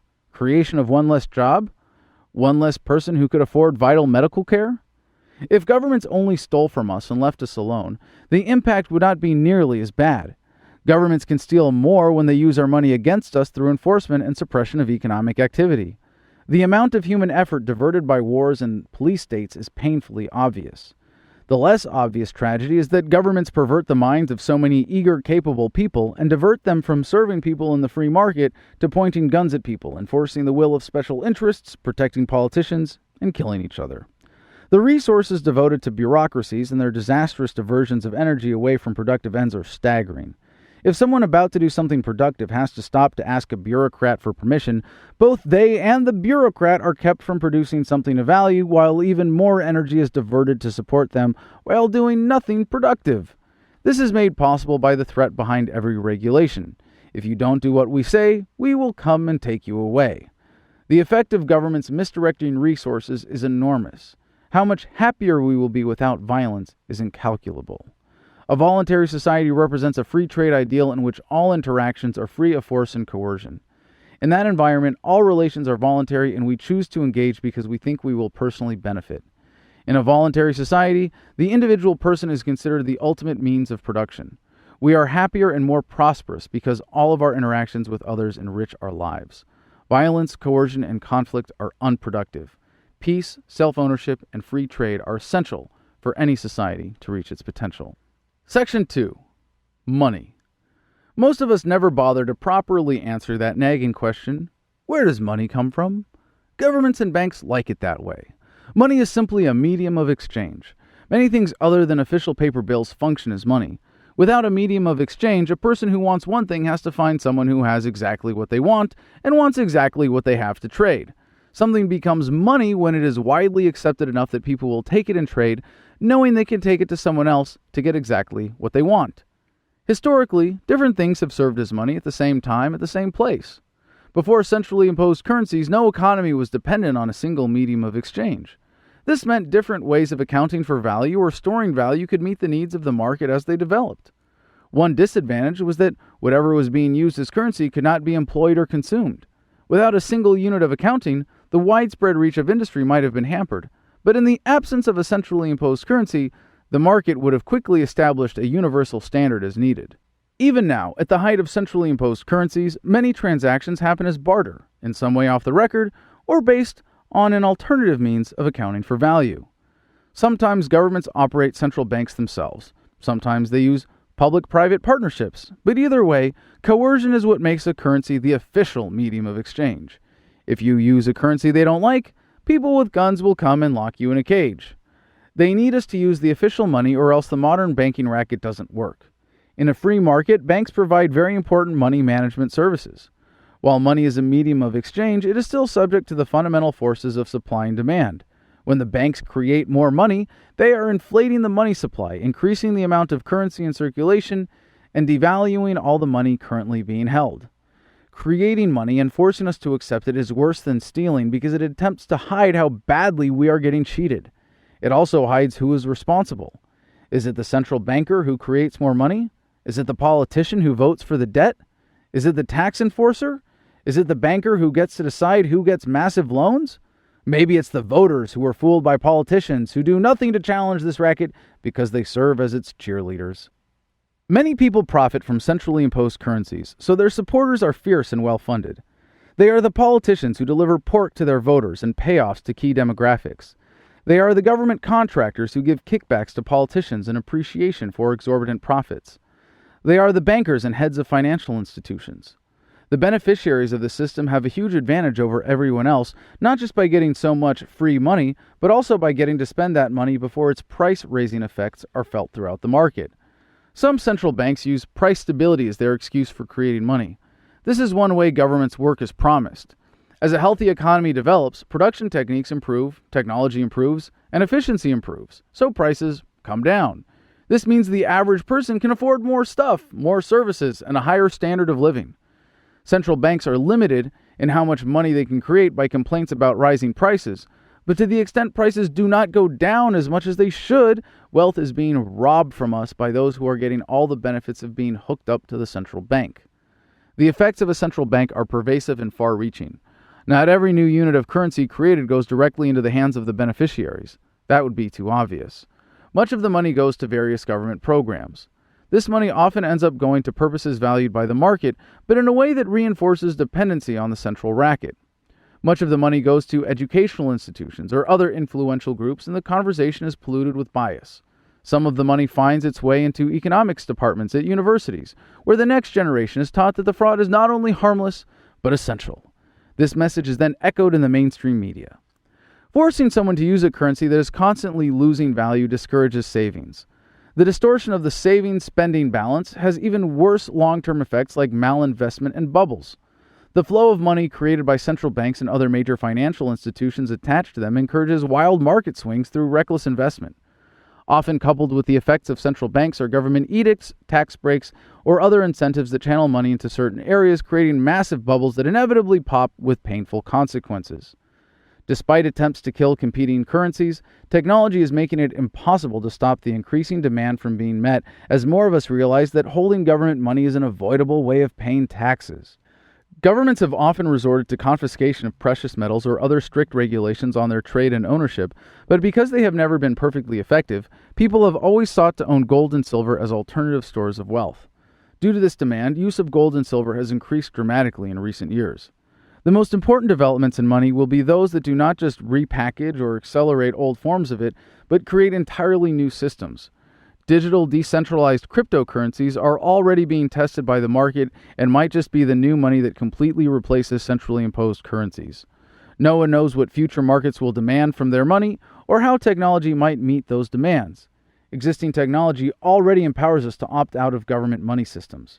When enough of us decide that we don't want to get ripped off any longer, the government money racket will be obsolete. The money racket is central to the existence of all modern governments. It doesn't matter if the government is controlling the money or the people controlling the money are controlling the government. Whoever is controlling the money is controlling the government, and coercion makes the entire racket possible. When we are free to pursue our needs without the threat of violence, we will always be happier. Nowhere is this more true than in our choice of money. Section 3. Corporations and Unions. In the name of protecting us from corporations, most governments have created a legal framework that favors them as fictional legal entities. Some people think regulation, taxes, and laws restricting free and peaceful economic activity serve to reduce the power of corporations.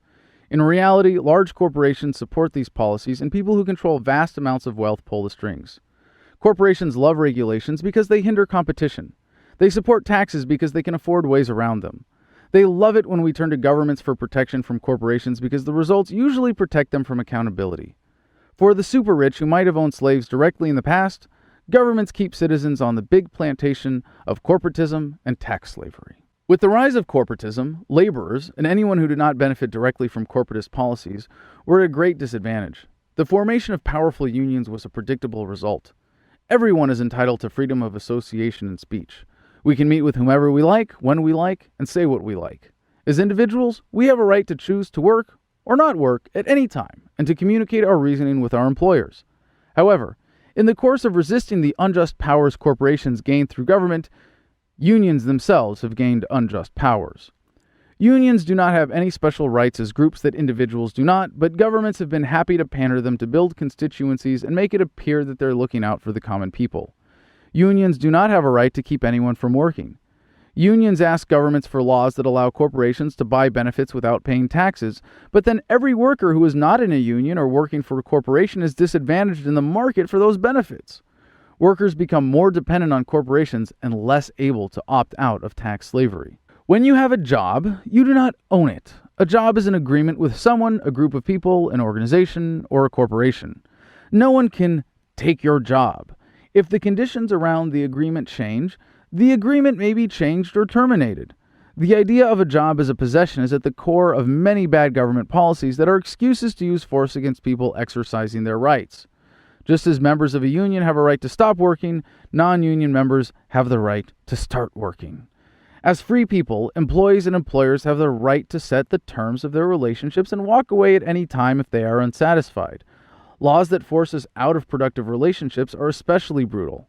Taxes on employment and minimum wage laws make otherwise profitable relationships unviable or illegal and thus destroy jobs or prevent them from ever being created. Governments get away with so much job killing because the unseen cost of jobs that were never created remains invisible, except in our imaginations and economic calculations. While governments have created special privileges for unions, they have created far more for corporations, including various forms of anti-strike laws. A law prohibiting a strike says, if you don't work, there will be consequences, which is the same as forced labor. If the government threatening consequences is also taking as much of our income as it can, we've got most of the elements of direct human ownership. But when people believe they are free, they are more productive. In a fair, healthy market for labor, we can properly value the most important assets, individual people. Corporatism has spawned unionism, and the result is a vicious cycle that feeds into statism. As people turn to government to protect them from corporations, corporations get more powerful, and then people demand more protection. Corporatism and unionism are tools of control and consolidation of power that drive up the cost of hiring people and increase unemployment. They both impede the freedoms necessary to properly value the labor of individuals. Section 4. Infrastructure and utilities. Modern living depends on many complex systems that challenge our ability to share resources. Technology has developed faster than our ability to create voluntary systems to share the bounty of new technologies. Governments have taken advantage of this to seize monopoly control over many important functions. They promote the dangerous idea that people are incapable of managing such systems without a coercive central authority. This keeps us from receiving the best services technology can provide. Governments have been operating the infrastructure racket for so long that many people assume we couldn't have electricity, water, airports, telephones, railroads, gas, subways, waste disposal, or internet without their coercion. All these functions will be better without the threat of violence involved, as is true of all cooperative endeavors. When someone points out that we can provide for all of our needs without coercion, the typical response shows just how entrenched the idea of quick, thoughtless government solutions is. But who will build the roads? Governments have run the roads racket for so long that we seem blind to the many consequences. As with any monopoly, the provider has little accountability to the consumer, so we generally get roads that are dangerous and full of potholes. When police are tasked with providing for the safety of the roads, they instead succumb to the temptation of using safety as an excuse for generating revenue with citations. Officials who decide when and where roads are built make their decisions based on the needs of special interests, often steering traffic and money to where it will get them kickbacks. Control of the roads has also made it very easy for governments to monopolize public transportation, limit consumer choice, and hold back the implementation of new technology. If governments were not subsidizing the roads, not only would roads better serve us, but their costs would be assessed by the market. New technologies can't compete with subsidized old technologies. Subsidizing roads has entrenched fossil fuel technologies and is heavily supported by the car and gas industries. Without interference, communities might have created more sustainable systems based on walking and biking, and long-distance travel would be more focused on mass transit systems. Without the roads racket, getting around would be a lot safer, more efficient, and better suited to people's needs instead of the needs of government. In many places, governments don't operate utility monopolies themselves, but license corporations to enjoy monopoly privileges. It is just as true about electricity and water as it is about anything else. A monopoly policy that limits competition by force will lead to underserved consumers. They will pay more and services will be worse. Nowhere is corporatism stronger than in highly regulated, free markets for infrastructure, and this is where some of the worst corporate abuse happens. During periods of high demand, utilities run or regulated by governments often force rationing of critical services when a free market would respond to that demand with increased supply. As we wake up to the far-reaching consequences of government, we are demanding more options and technology is delivering them. A monopoly on providing electricity is useless when everyone has sufficient access to free energy through solar panels, wind farms, or geothermal generators. When the internet becomes a mesh of independent computers, the telecommunications industry won't benefit much from forcing out competition. Even the roads racket will be obsolete when we have flying cars or drone taxis. The effects of government control of infrastructure and utilities will eventually be rendered insignificant by technology. Until we abolish government, we will live with the consequences of allowing criminals to run essential parts of our lives. Section 5. Ostracism and boycott. Choosing who we associate with has far greater implications than most of us realize. We are communal by nature and depend on interaction with others. Rewarding someone's behavior by associating or doing business with them is the most significant endorsement. A society that rewards people for violence will get more violence. A society that tolerates people who violate the non-aggression principle will be ruled by aggressive people. A society that believes aggression is necessary in order to function will institutionalize coercion and reward those who provide what it considers necessary. More importantly, the choices we make as individuals determine how we will be treated. When all of those choices are added up, the preference of a society is clear and it will be reflected by the culture. Because of government propaganda, many believe that threats of force are the best way to change others' behavior. Do what the politicians say because we the people told them to say that, and if you don't, you deserve to get locked in a cage. Any honest observer of society will see, however, the consequences of individual association have a far greater effect on regulating behavior. The simple, obvious example is production. People make things that others want to consume. A large part of economic behavior is determined by what other people value as determined by sales. In personal relationships, we generally choose to associate with people who make our lives better. Unfortunately, many don't realize that this should be the only determining factor in deciding whether or not to interact with someone. When we stay in abusive relationships, we are rewarding and thus encouraging abusive behavior. The same principles apply to the attitude of a community.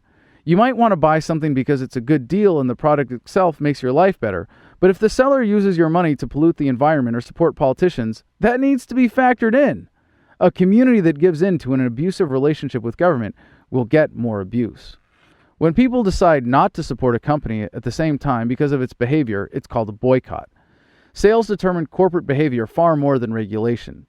Even with the worst of corporatism, the profit motive requires efficiently serving the needs of as many people as possible. If a company fails to meet people's needs, it goes out of business. Government regulations only serve to drive out competition, limit our choices as consumers, and stifle innovation. When our choices are limited because competing new businesses are stifled, corporations get away with bad behavior, especially when people depend on them for essential services.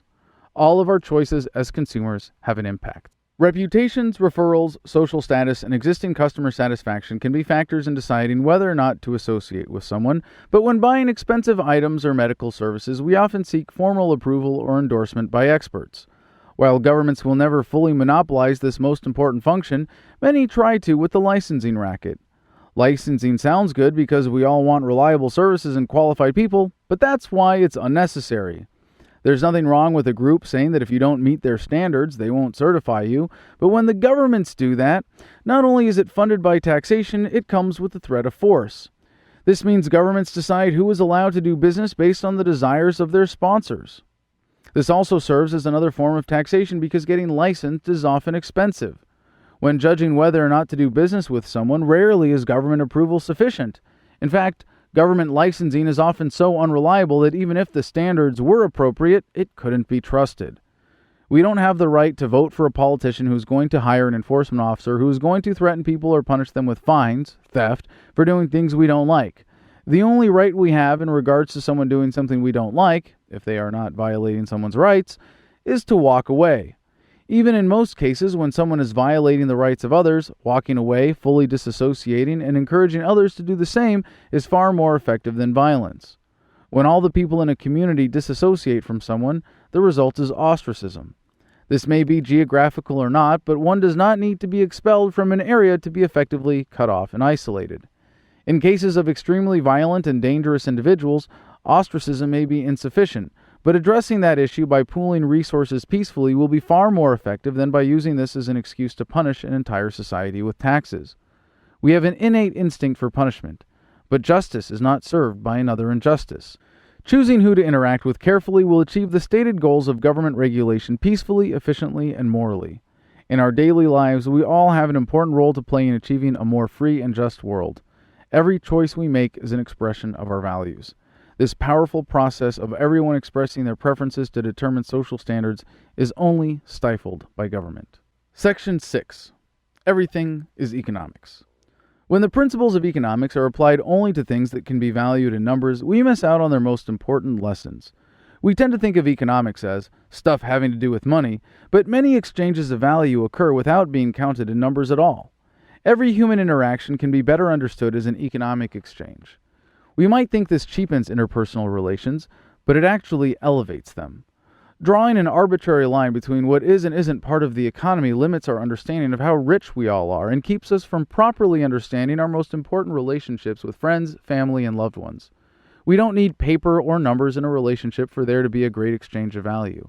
Even in a simple conversation, we are exchanging our time, energy, ideas, and attention. Every voluntary interaction happens because those involved think it benefits them. All voluntary interactions are economic transactions. Is marriage not a voluntary exchange of our most valuable assets of time, love, and affection? When we arbitrarily separate what is and isn't considered economics, we diminish the value of that which we exclude. Pretending these principles don't apply in some situations encourages irrational behavior based on misunderstandings and inaccurate evaluations. This also creates openings for manipulation. The current system of measuring value that excludes relationships diminishes them and elevates the part of the economy prone to government manipulation. By expanding our concept of the economy, we can see the greater value in life that governments can never touch and just how insignificant governments really are when it comes to the true sum of the human experience. Chapter 7. Other Destructive Rackets. Section 1. Schooling. Providing the next generation with the skills to survive and thrive is critically important. When governments take over education, young minds suffer. The exploitation of the education racket is particularly vicious because to miseducate or undereducate a child is to cripple their future. Young minds naturally absorb information and seek the skills most essential to their happiness and prosperity. Threatening young people with consequences to ensure obedience stifles free thinking and teaches the way of government, to accept rule by force. Governments have always had an incentive to warp young minds to serve their purposes. With the rise of complex societies, governments had the means to force children into classrooms in what is sometimes referred to as cemetery seating. It is an appropriate term because coercive education kills a part of every child's vibrant individuality. In the industrial age, governments needed obedient workers with a specific set of skills. Forced education indoctrinates children with government values. It is much easier to convince young people to join the military and kill strangers if they have been taught that this is glorious. Governments also benefit from being able to keep certain knowledge away from students. When governments control education, people become more dependent on institutional jobs because they are less capable of living independently. A government that controls education will never teach us to stand up for our rights. A government that is responsible for the development of young minds will teach them what to think, not how to think. A government that can control what we know and what we don't know can control what we do. Government schools will never teach an alternative to blind allegiance. The consequences of government education are far-reaching, profound, and compounded with each generation. While government control over schools, whether by regulation or complete takeover, always hinders learning, it is important to see education as a much broader concept. Like a flower growing through a crack in a sidewalk, even someone whose schooling is thoroughly controlled cannot be prevented from flourishing. Especially now, with greater access to the internet, children are capable of educating themselves. In many places, parents are in a continuous revolt against forced education. Most want what is best for their children and seek alternatives like homeschooling, private schools, and various forms of self-guided learning. Parents who care too much to trust their children's minds to government and children who learn more online than from the mental prisons of forced education are exploring such alternatives like never before. Young minds absorb information much better by the indulgence of their curiosities and stimulation of their passions than by force. Section 2. Medical care. As an essential service that invokes strong emotions, medical care invites government meddling. Modern medicine has made incredible things possible, but many life-saving procedures remain very expensive. In the natural course of new technologies, prices start high and come down over time. Tragically, government regulation in rich countries has kept prices high, so many life-saving technologies remain out of reach for people in poor countries. Efficiency is not just about economic productivity in terms of having more stuff. It also means saving lives. Even if we had a nonviolent market for medical services, some advanced life-saving technologies would remain too expensive for most people. Fortunately, the nature of the need for these services presents a solution that the market readily provides: insurance. This means people who don't need services right now can buy insurance and pool their resources. When they need an expensive service, the insurance company, which makes money by providing the service of pooling risk, pays for it. Of course, this is not a perfect solution, but it is a very powerful way to give the poor access to treatment they might never be able to afford individually. Unfortunately, many insurance corporations end up with the same special privileges as the best government sponsors. This leads to lower accountability to the consumer by limiting choices, often resulting in denial of coverage and hospital bills that bankrupt families. In some places, government has taken over the medical insurance industry as the sole provider. This may have an effect on helping the poorest of the poor temporarily, but eventually it hurts everyone by making care less accessible or by inefficiently diverting so many resources into the medical industry that other areas of the economy suffer. We all want reassurance that the medical care we get is safe. This demand is enough to drive a lot of resources towards safety and consistency of care. Many governments exploit our fear of medical tragedy to take over this essential market function. They require licenses to provide treatment, approval to distribute drugs, and obedience to regulations for all the ways medical care is paid for. When governments require a license, they force people to meet their standards, which often stifles innovation. The standards are often meaningless, but because people trust government, they will accept treatment from anyone as long as they have government approval. That's how most horror stories occur, rather than from people working without a license. Where governments control drug safety, the results are staggering. Millions of people have died from government-approved drugs, and millions more have died while life-saving drugs were kept off the market. Government control of the medical industry has the same disastrous effects on prices, availability, safety, and customer satisfaction as in any other industry. Section 3. Welfare. One of the noblest elements of our nature is our desire to help the less fortunate. As members of the human family, we want to see each other succeed. It hurts any compassionate person to see others suffer. Governments love taking advantage of this, and when they have the capacity to steal from everyone and control the conversation with propaganda, it's easy to convince people that they want to steal from the rich to give to the poor. In reality, most government welfare programs steal from the working class to give to the poor in a way that entrenches government so it can continue to steal from everyone to give to the super rich. People support government welfare programs because they like the immediate effects. The problem is they don't see the bigger picture and the hidden consequences. It is naive to think we can simply elect politicians and trust them to address problems of poverty and wealth disparity. Governments have been the primary tools of creating wealth disparity. If we want to achieve a legitimate goal, using coercion will usually result in the opposite of what we want. The warped incentives of welfare lead to warped behavior, like basing major decisions on qualifying for benefits. This is true of welfare programs that end up creating huge dependent classes of people who will always vote for more coercion. Welfare turns its recipients into government apologists who will promote a system that keeps them down because they think it's in their best interest. In the name of fighting poverty, governments create massive and complex bureaucracies that control housing resources and manipulate the labor market to force people into bad jobs. They spend stolen money on no-bid contracts for anything they can get us to believe will help the poor. If the people who genuinely care about helping the poor were directing those resources, they would be used far more effectively. The realization that welfare programs are destructive presents another problem. How do we phase out these programs without pulling the rug out from underneath so many dependent people? The answer is quite simple. Restore the power of local communities where people are affected. It might not be easy, but we will all be better off when peaceful solutions displace violent ones. It is also essential to remove economic barriers that stifle upward mobility and self-sufficiency, such as minimum wage laws, regulations that make it impossible to start a new business from nothing, or the laws that, in some places, make selling goods on the side of the road illegal. Despite so much being taken by governments, most societies still have a great capacity to help the poor. There is nothing wrong with taking money from a government. Money spent on welfare is money that can't be spent on violence. Nonviolent solutions are always more effective than violent ones. When we choose to help the poor, it is far more effective than governments taking our money to give to the poor. We can build the institutions and culture necessary to elevate the least among us without coercion. We can be compassionate without using force to help those in need. Section 4. Prohibition. People have used drugs to control their minds for as long as we have known how. We do this for many reasons, from recreational highs to performance improvement to increased sociability. In any case, only the owner of the mind in question should decide what goes in it. There is a human tendency to want to control the minds of those around us to ensure that no one in our community is a threat to others or isn't working hard enough to support those around them. Governments take advantage of this with various policies, some of which are intended to make us more productive taxpayers, but all of which serve special interests. Prohibition of any substance is premised on the idea that your body is government property, and you do not have the right to decide what goes in it. Possession is never a crime. The prohibition racket is very prominent in modern governments because there are many beneficiaries. In most places, alcohol is the dominant recreational drug, and the industry behind it spends plenty of money keeping the competition away by paying off politicians who reinforce the false premises, faulty logic, immoral enforcement, and outright lies of prohibition.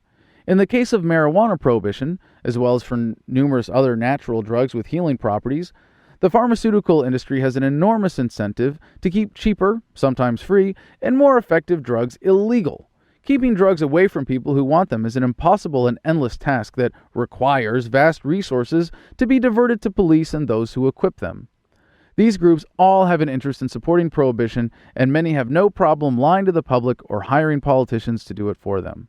Prohibition policies, once enacted, become entrenched very quickly, not just because of the financial incentives, but also because it is such an easy racket to maintain. People will always do drugs. Enforcement is a matter of what society will tolerate, and the only real check is the conscience of the enforcers. Real crimes require victims, but prohibition is based on calling a victimless behavior a crime so that police have an excuse to sacrifice their morality. Once there is a critical mass of enforcers with socially accepted enforcement policies, there is nothing to stop them from planting drugs on their victims, making it very easy to keep prohibition profitable. One assumption of the drug war is that some drugs are illegal because they are dangerous or unhealthy. In other words, because doing drugs might ruin your life, if you're caught with them, the government will ruin your life. In many places, most common drugs that aid productivity are allowed. If a drug is unpopular enough that it can be demonized, but widespread enough that banning it can be profitable, it will probably be made illegal. To the extent that drug use is a legitimate problem, nothing makes it worse than charging in to point guns at everyone involved. This drives the market underground, creating new problems of violence and addiction. People who can't control their use are less able to get help. It also drives up prices for the addict, encouraging financial destitution. Some will say prohibition is futile because it doesn't achieve its stated objectives, and many governments can't even keep drugs out of prisons. They are missing the point. Prohibition works exactly as intended and is a very profitable racket. Section 5. Protecting the environment. There are no more precious resources for humanity than those essential to all life on Earth. We all have a right to breathe the air, drink the water, take nourishment from the earth, and put to use all manner of natural resources so long as we do not interfere with anyone else's access to those resources. We are perfectly capable of protecting the environment while respecting these rights without resorting to government coercion. Using violence will often produce the opposite of the desired result, and in protecting the environment, using government has resulted in massive pollution, squandering of resources, and the destruction of countless lives. When governments are trusted with the responsibility of protecting the environment, it does not change the nature of government. These protection rackets' only incentive to protect the environment is to preserve their credibility in order to serve their special interests in more important ways. When they can, they will gladly sacrifice the environment to make the rich richer and the poor poorer. Even when their true intent is legitimate conservation, or the people so demand it that they are forced to try, these violent institutions are not very effective. Governments cannot effectively protect the environment because in order to exist, they have to impose a warped view of property rights. Because governments exist to serve their sponsors and have monopolies on courts, their courts will almost never provide justice to individuals suffering from the effects of pollution. The policies of corporatism remove accountability at every level possible. This is especially true of government-owned land that is rented and severely damaged by people who have no legitimate ownership stake in it. Because we all have the right to claim natural resources as our own by putting them to use, we have the right to claim land that is not being put to use. Governments depend on the ability to arbitrarily claim land, and they extend that false right to their favorite citizens. It is an essential human right to be able to claim a plot of land to make a home or to be productive. Already, under most governments, this is nearly impossible. Instead, people with money or the right connections are allowed to put up fences, real and virtual, around massive plots of land. When people can use the land in accordance with their rights, the true landowners will have an interest in preserving its value. When we demand a proper respect for property rights and a consistent standard of what constitutes fair use of environmental resources, we will put an end to the squandering and destruction encouraged by government. The same fundamental principles apply to the preservation of rare species and other natural treasures. Making it illegal to kill endangered species means poachers will only have to get around to government. Giving people an ownership interest in the most valuable of resources, possibly a widely distributed ownership, means anyone who would violate their property will have to defeat security commensurate with the value of those resources. Governments put corrupt people in charge of managing precious natural resources who will never be as capable of defending them as those who truly value them, and the experts who understand their value. People who have an interest in preserving rare species have an incentive to protect them. Turning to governments to protect endangered species is hoping we can cast a vote and forget about the problem. We are turning our backs on them when we entrust their future to such an ineffective system. Climate change has become a favorite excuse for governments to tighten control over the energy industry. No matter how big a problem climate change may be, it does not justify more coercive control. Whatever challenges humanity faces, we will address them more effectively by cooperating. Governments are already experimenting with weather modification in ways that are harmful to the environment. Only because it is being pursued by governments is it possible with so little transparency and accountability. Many environmental issues are large and complicated, so most people are eager to avoid responsibility and trust governments to maintain access to clean food, air, and water. But even the problem of air pollution can be attributed to government subsidization of the oil, gas, and auto industries, especially by paying for the roads. If the cost of pollution in roads were not removed from the price of driving, we would have a natural incentive to develop technologies that avoid those costs, or at least deal with them more efficiently. Governments remove many natural incentives to develop cleaner and more efficient technologies. A free market system will provide for the optimal usage of natural resources and properly value them from the least to the most precious. Owners make better guardians than renters, and governments rob us all of our chance to take a responsible ownership stake in our planet. Through conscious consumerism, or by the usage of ostracism and boycott when necessary, we can all play a role in setting appropriate standards for the use of natural resources. Regardless of our personal views on what resources are important, turning to coercion to protect them will only serve the needs of government sponsors. Section 6. Intellectual property. There is nothing more valuable than what we produce and hold in our minds. Every new idea is the product of many past innovators. We see further and invent more only because of those who propelled us forward, not by hoarding their ideas, but by sharing them. For true creators of ideas, it is extremely arrogant to claim responsibility for new ideas beyond the insignificant contributions we have made to the innovation of all those who have gone before us. But governments all over the world have stepped in to appeal to the egos of intellectuals and artists alike to create the most arrogant racket of all: intellectual property. Preventing people from copying ideas keeps them from improving on them and severely impedes human progress. In the development of new ideas or creative works, there is legitimate intellectual property, but only as a metaphor. By confusing this with real property, we invite the use of force against the free flow of ideas, and governments are happy to accept. This metaphor of intellectual property can be very important in the development of new ideas and in research and development. When ideas are held in secret through the exercise of property rights and contractual agreements, that is legitimate. When government force is used against ideas or data, that is a criminal violation of someone's real property rights. The concept of intellectual property as we know it today directly contradicts real property rights. If you own physical property and want to copy music on your computer, write down something someone else said in a notebook, or carve a stone into a wheel, you don't owe anyone for the use of ideas that you have used your own real property to recreate. The creator of ideas can control how ideas are shared, but only once. After that, the only way to control the flow of ideas is to use the government to violate the real property rights of others. The most offensive part about the intellectual property racket is how it shifts the focus from innovation to stopping innovation. In a true free market, which is by definition free of coercion-based intellectual property, as the world had been for ages until relatively recently, the focus is on the next idea. If we want to compete and stay ahead, we have to be the most creative. That's what is rewarded.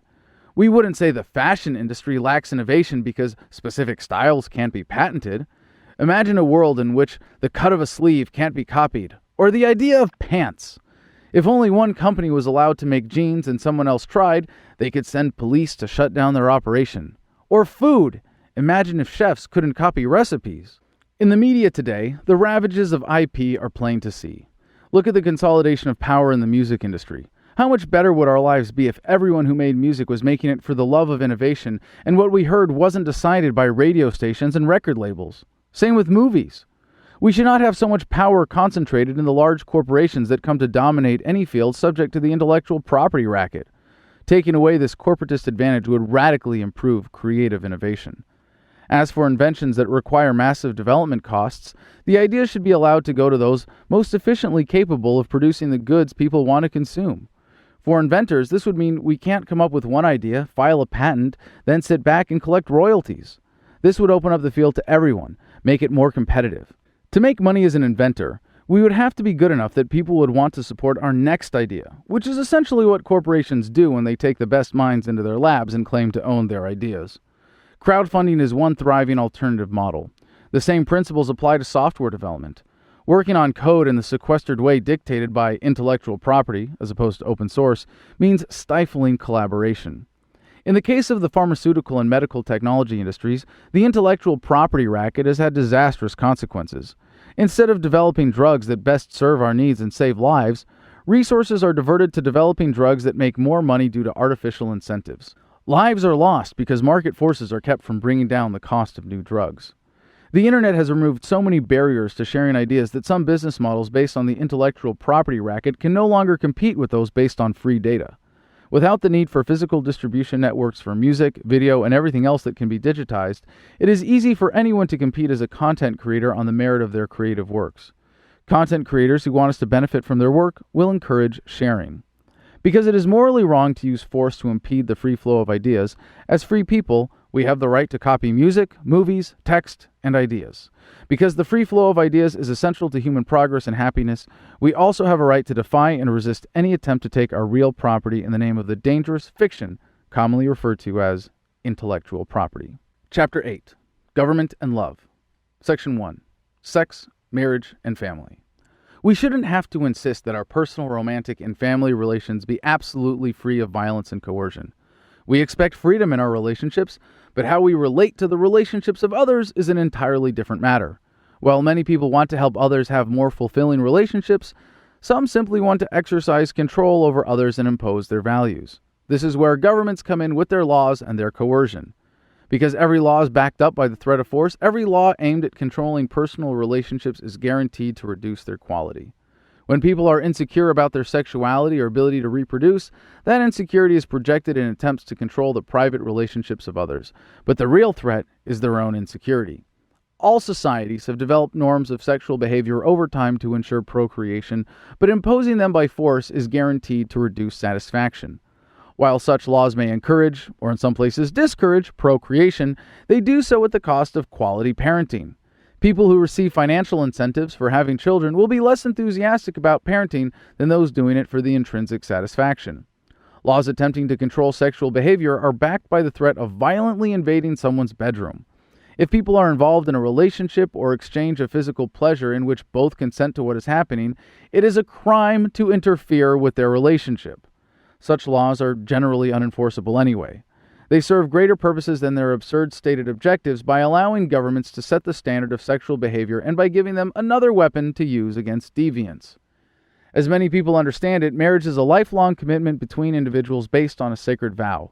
Before government got into the marriage racket, the nature of these commitments was determined solely by the individuals involved and the religious or community institutions they made part of their commitment. In many places, the control of marriage licensing allows governments to control who can get married. The marriage racket also means governments control divorce, which would be bad enough without giving people the chance to seek decrees from judges backed by force. This is particularly disastrous when it comes to the effects on children, especially because they grow up thinking that when they have disputes, they should be settled by coercion. When relationships turn violent, whether between spouses, parents and children, or any family members, intervention by force may be justified to protect those unable to protect themselves or remove themselves from a dangerous situation. However, trusting this noble purpose to government usually backfires. It forces people into unhealthy relationships and creates false incentives. In some governments, great bureaucracies are dedicated to managing family relationships. Even the decrees of bureaucrats are backed up by force, leading to predictable consequences that governments use as an excuse for more government. If a society accepts that a coercive monopoly is an acceptable way to manage personal relationships, it will fall into a spiral that, if unchecked, guarantees the destruction of healthy relationships. When we demand to peacefully coexist with those we love and peacefully walk away from those we don't, our most sacred relationships will be much more satisfying. Section 2. Children's Rights. Believe it or not, children are people too.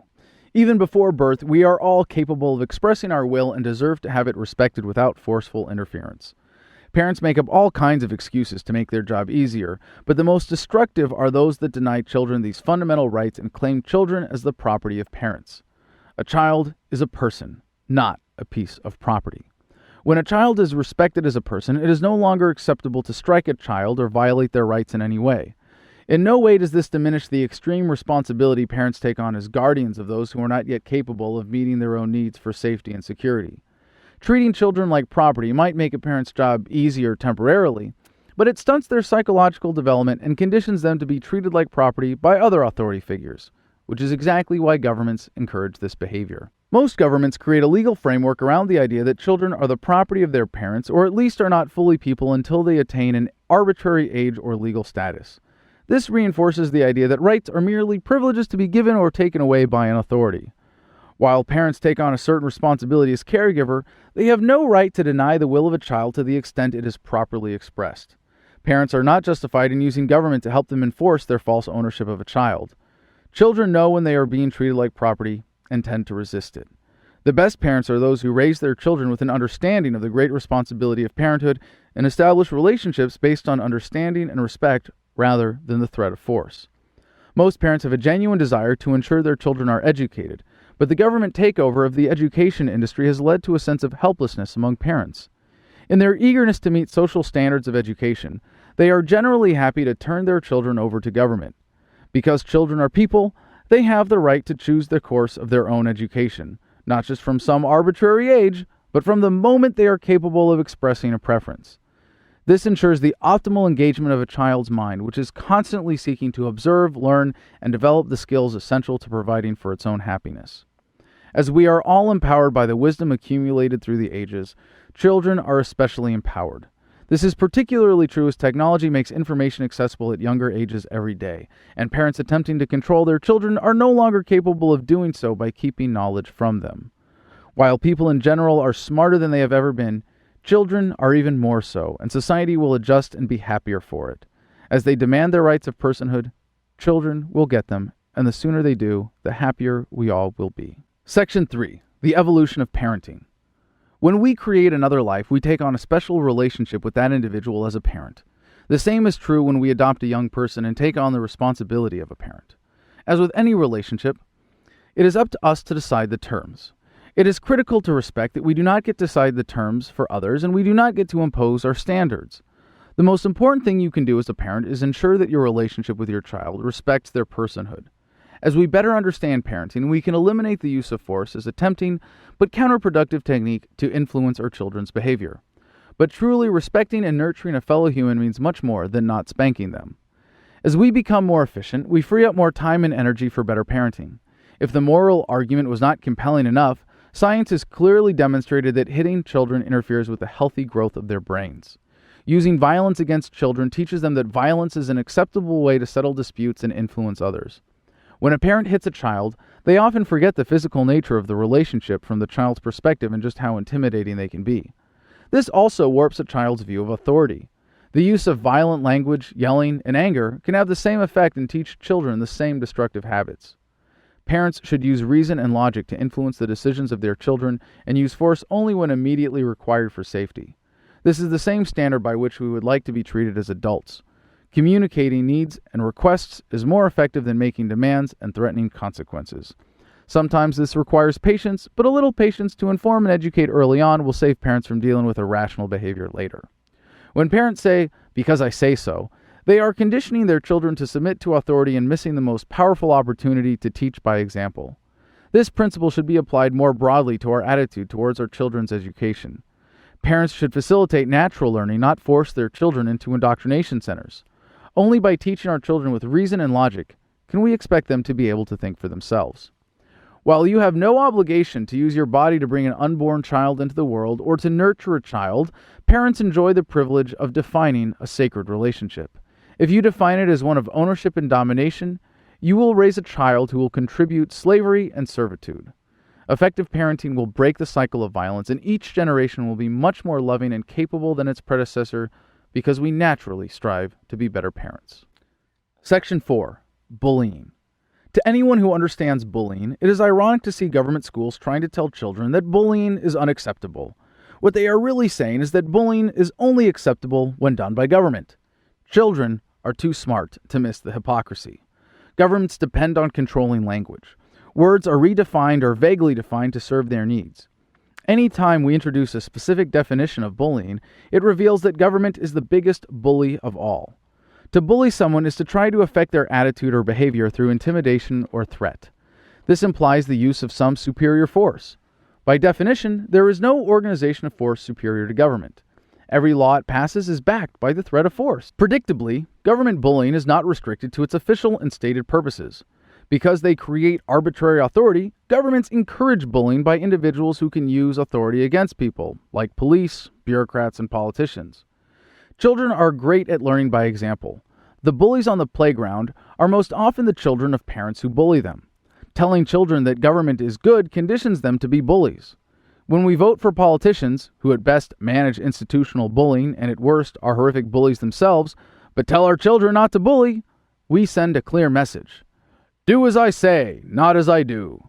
Not only does this insult the intelligence of our children, it doesn't work. They learn that if it's fine for government to be a bully, it's fine for them to be bullies. This creates a general culture of bullying in which relationships are tainted by coercion and intimidation. It is easily identified when it takes a physical form, but the emotional forms are just as destructive. People who bully emotionally are sure to have far less satisfying relationships than those who relate to others with respect. A society dominated by institutional bullying and hypocrisy will surely produce more bullies. Section 5. Racism. Besides the problems of racism itself, there is a problem in the way the term is used to describe different things at different times and how it is used to stifle open conversation. We all judge each other and make decisions based on limited information. We develop groups and categories to more quickly evaluate people and decide how to interact with them. It would be an absurd denial of reality to say that racial differences don't matter, even though there are universal features of the human experience we all share. There is nothing wrong with acknowledging racial differences, celebrating them, making objective comparisons, or even making fun of those differences. Some would say that none of these cross the line into racism, but vague definitions often lead to suppression of open discussion in the name of political correctness and deceptive political action. When racism is used to single people out based on our judgment of their groups rather than judging them as individuals, it is detrimental. We have the right to choose our associations for whatever reasons we like, but judging an individual as a member of a collective as superficial as race keeps us from enjoying the full potential of our relationships. Unfortunately, simply expressing preference is not enough for some people, so they look for ways to impose their judgments on others, whether positive or negative. This is where governments step in to take advantage of racism. Using any judgment about a person to justify an act of force against them is wrong. Racism happens to be a very common justification and one of the most vile because it denies people their individuality in the mind of the racist who sees them only as a member of a collective. Our tendency to evaluate people by race provides governments with another opportunity. All we need to do is look at a map of the world to see that the forced collectives formed by governments generally reflect racial groups. What is not so obvious is how governments stoke racism through nationalism. Historically, racism has been used as motivation for the most catastrophic violent atrocities. All racial judgments are subjective evaluations, but when a judgment of superiority is combined with a government's belief that it owns everyone in its territory and can engineer society by violence, mass murder is often the result. Whether done by governments or individuals acting on their own, to steal from, assault, or kill someone is to govern them. Widespread violence by individuals or small groups motivated by racism are just as wrong as racist wars or purges, but much easier to deal with when all of that racism is violently institutionalized in government. Governments use racism as justification for all kinds of policies that further entrench the practice of evaluating people by race. Some governments do this with policies intended to reverse racism, which tend to have the same disastrous effect as welfare, but targeted to a specific race. The super-rich especially appreciate racism because the artificial divides it creates are a convenient distraction from the genuine divides between the super-rich and the rest of us. Governments use racism to keep us divided and conquered. Chapter 9. True Personal Freedom. Section 1. Emotional Slavery. As free, beautiful, independent people, our greatest gift besides life itself is our emotional freedom. No one can tell us what to think or how to feel. But if only it were so simple. Our emotions are critical to how we deal with the world and how we relate to each other. Without negative emotions, positive emotions are almost meaningless, but we can choose if we want to dwell on the positive or the negative. We cannot control our immediate emotional reactions or deny that they exist, but they provide openings for manipulation by others. To someone who has mastered their emotions, others can only provoke momentary lapses in whatever state of mind they have chosen to adopt, but very few have such mastery, and most of us fall far short. Invoking emotions in others is a powerful way to control those who allow themselves to be manipulated. We see this every day in our individual relationships, and those that are dominated by emotional manipulation tend to be miserable. Sometimes this is not done deliberately, but is just as destructive when done subconsciously. It often occurs as a result of poor communication skills. When people feel unable to properly express themselves, they resort to emotional appeals or the examples set by those around them, especially their parents. Parents often use such weapons against their children who learn by example. Awareness is all it takes to stop and prevent it, but that requires discipline and vigilance. Effective communication can resolve nearly all human conflicts. We often communicate aggressively without even knowing it. We often communicate using deception and emotional manipulation to control others. We hold back from open communication because we fear being judged. Sometimes, we forget to listen to the needs of others because we are too busy judging them. We tend to hear comments as attacks and get defensive. These dysfunctional patterns of communication reinforce emotional slavery.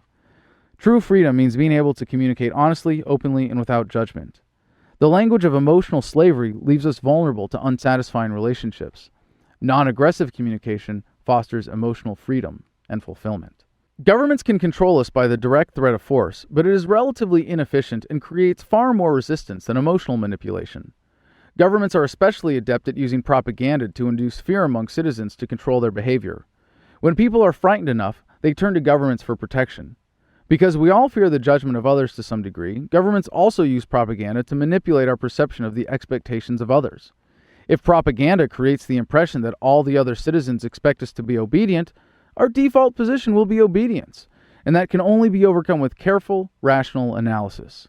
Anytime someone trying to control us can fill our heads with emotions, they can keep us from thinking clearly and lead us to believe in whatever bad ideas advance their agenda. Whether negative emotions come from governments, individuals, or circumstance, allowing them to dominate our thinking is emotional slavery that leads to voluntary submission. When someone tries to frighten us, we cannot always control how we react, but we can choose to stay in a state of emotional reaction or center ourselves and rationally analyze the situation. When we choose to remain in an emotional state that is chosen for us, we are voluntarily submitting to control. By claiming control of our outlook, we can make ourselves impervious to emotional manipulation from individuals and governments. Imagine how much better the world would be if no one succumbed to government fear. Without fear, the racket wouldn't be possible.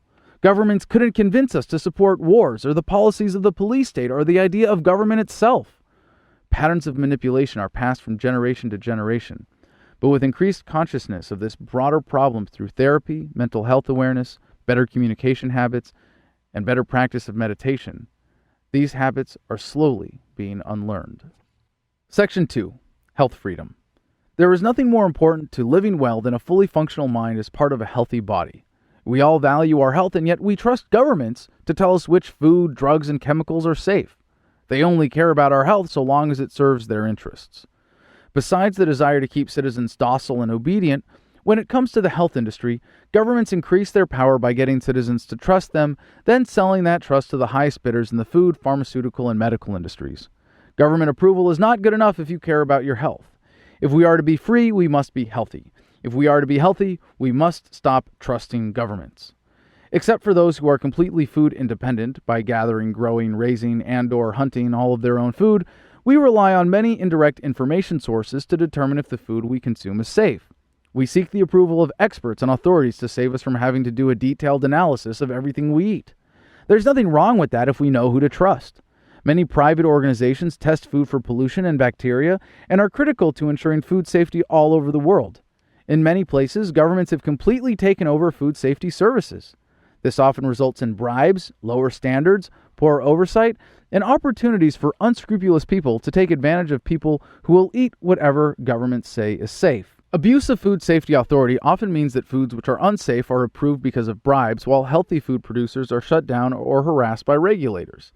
Natural, decentralized, or organic food sources are made illegal, and producers who can't or won't buy off politicians get shut down. Some extreme interventions have obvious disastrous effects, but the less obvious and more widespread effects can be worse. When foods are subsidized, the market is distorted, and industrialized crops become much cheaper, crowding healthy foods out of the market. The detrimental effect on the health of poor people who have no choice but to eat the subsidized food is immeasurable. A relatively new intrusion in the food industry is the regulation, or more importantly, protection from liability, related to genetically modified food production. Genetically modified organisms, GMOs, have great potential. We can now alter the genetic properties of so many living things to better meet our needs. However, this technology comes with many dangers, like making food less safe, polluting non-GMO crops, and throwing ecosystems out of balance. Because this technology is being pursued by massive corporations already adept at bending governments to their purposes, we suffer the consequences of the unsafe side effects of this technology without the chance to hold producers liable. Conscious consumerism can address these problems, but as long as we trust governments to decide what is safe, we don't stand a chance against dishonest producers. When governments are used to control pharmaceuticals, many life-saving drugs are kept away from people until their manufacturers can navigate the approval process. Many unsafe drugs are approved because the regulators have been bought off. Due to subsidization of the pharmaceutical industry, patients are encouraged to turn to pills when much more effective but less profitable cures are available.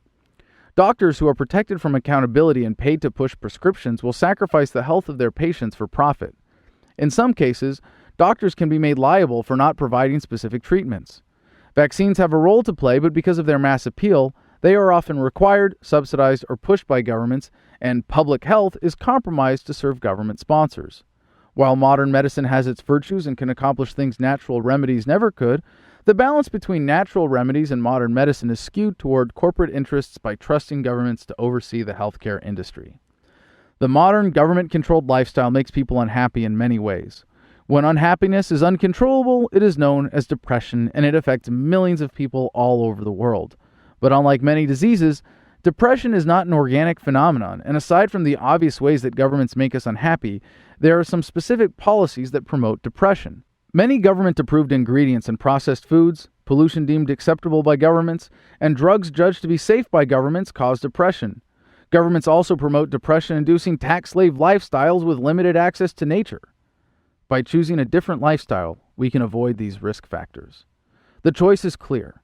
Trust the government and sacrifice your health for corporate profits, or think for yourself and enjoy a healthy life. While governments limit our choices and make healthy living more difficult and more expensive, this is one area where we still have many choices. We can grow our own food, be more conscious consumers, exercise properly, eat right, seek natural remedies, and collect our own water. We can opt out of the unhealthy lifestyles promoted to keep us enslaved. Choosing to be unhealthy and susceptible to chronic diseases makes you more dependent on modern medicine. In the long run, investing in your health pays off by helping avert chronic disease. If you can't be healthy, you can't be free. Section 3. Work freedom. Because governments exist to serve the needs of their sponsors, they often herd people into tax slave jobs that make them miserable. This is achieved through education and propaganda, but also by more direct means like taxation, incentives, and impeding creation of small businesses. Governments also employ numerous people directly because it gives them more control and makes people even more dependent. More people employed by governments means fewer people who will want to challenge government power. Government employees are often well taken care of, but they are also responsible for all the immorality attributed to government. If you work for a government, you might be doing very good work, but it is important to acknowledge that the money you are being paid comes from some form of theft. Governments often take over legitimate social functions like public safety and charity. Even people who provide value as government workers are, at best, contributing to dependence. At worst, they are committing horribly immoral acts as enforcers who point guns at peaceful people or carry out other acts of coercion. Most government employees are simply feeding off the taxpayer and providing little value to society. If you work for a government, you might have been promised great pensions and benefits. All such promises from government are promises to steal from future taxpayers. Government pensions are not as dependable in the long run as they would have you believe, especially now, as so many governments are being replaced in revolutions or defaulting on their debts. Many people who don't work for government do so indirectly, and not just as taxpayers. If you work for a corporation that contracts with government, you might be having a worse effect than someone working for it directly. Many people in this position understand exactly what they are doing. They are working against the cause of freedom and sacrificing their morality for a paycheck. This may come with perks, but you can't buy happiness, and without living virtuously, it is much more difficult to be happy. In most countries, it is difficult, but not impossible, to make an honest living without sacrificing a portion of the fruits of your labor as taxes. We should all strive to minimize the amount we pay in taxes in order to defund government violence. If we want to minimize our contribution to evil, we must consider how we can change our lifestyle or sources of income. Because governments cannot steal from what they cannot see, they demonize people who work off the record or under the table. However, this course is far more noble and moral than working in a way that guarantees you will be a sponsor of government violence. Sometimes working off the record gives you much more flexibility. You may find this flexibility is worth earning less, but it often leads to earning more, as you can be far more creative. Creatively directing resources is the heart of entrepreneurship. Governments work very hard to beat this creativity out of citizens to keep us working as tax slaves, but it is easy to rekindle and very rewarding. Governments stifle entrepreneurship with regulatory barriers to small businesses, but a true entrepreneur is not discouraged by challenges. Governments and banks encourage tax slaves to take on debt as a way to make them dependent on their jobs. Many people fall into this trap by living beyond their means. Sometimes high earners are trapped by their salaries when they use them to take out loans for big homes and expensive cars. Debt makes you a slave, and we should all avoid putting on any more chains than necessary. Sometimes earning less money or just living within your means provides more flexibility and freedom. The most important thing to consider when choosing how to apply ourselves is whether or not the work is consistent with our values. Many of us sacrifice doing what we love for a steady job or one that meets the expectations of others. Do not succumb to such emotional servitude. If you can't find a way to sufficiently support yourself or your family by doing what you love, at least do something you can be proud of. When we sacrifice our values for immediate material gain, we suffer in the long run. Assert your freedom by applying yourself to what you love. Section 4. Happiness causes freedom. If we don't know how to be happy, what's the point of being free? What good is it to live in a free society, in a free country, or a free world if we are so emotionally crippled that we are incapable of enjoying it? Why would we struggle to escape the oppression of police, parliaments, and presidents, if only to remain enslaved to fear and insecurity?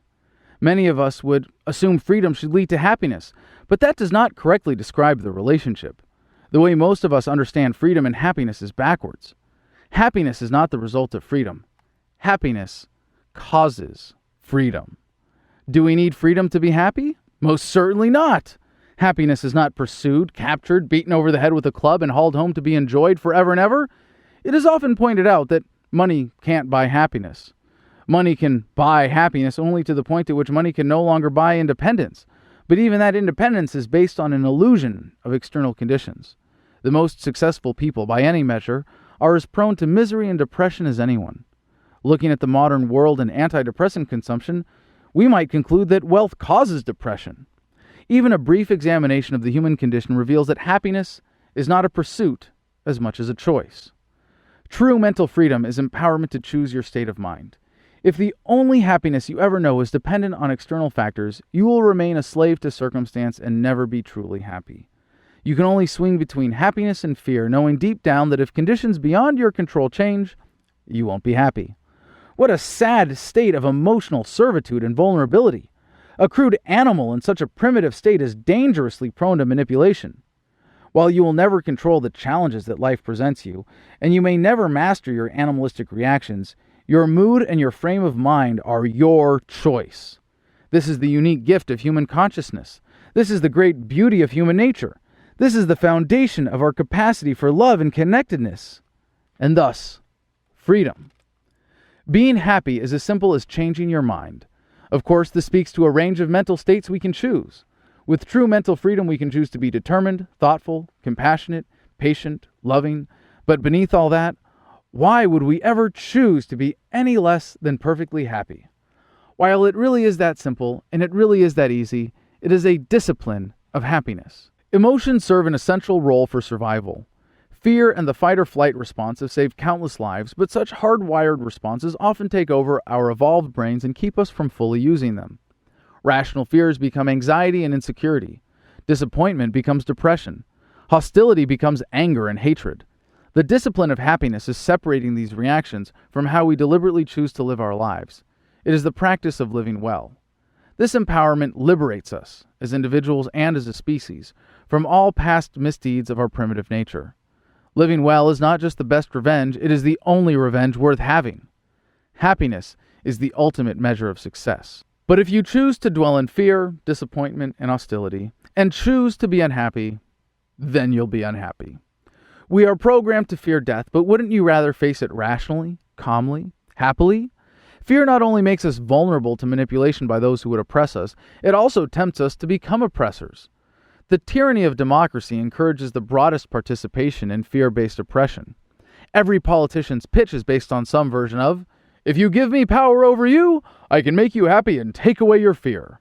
In the act of voting, we are not choosing leaders for ourselves, we are trying to impose our choice of leaders and fears on others. Instead, we should seek to be the alphas of our own lives. Someone who is truly emotionally free has no need for imposed external authority.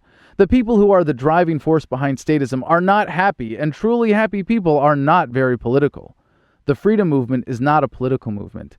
It is an anti-political movement. A truly happy person can appeal to the better nature of fellow human beings, can meet them with peace and persuasion, and displace coercion with voluntary relationships and self-government based on self-ownership.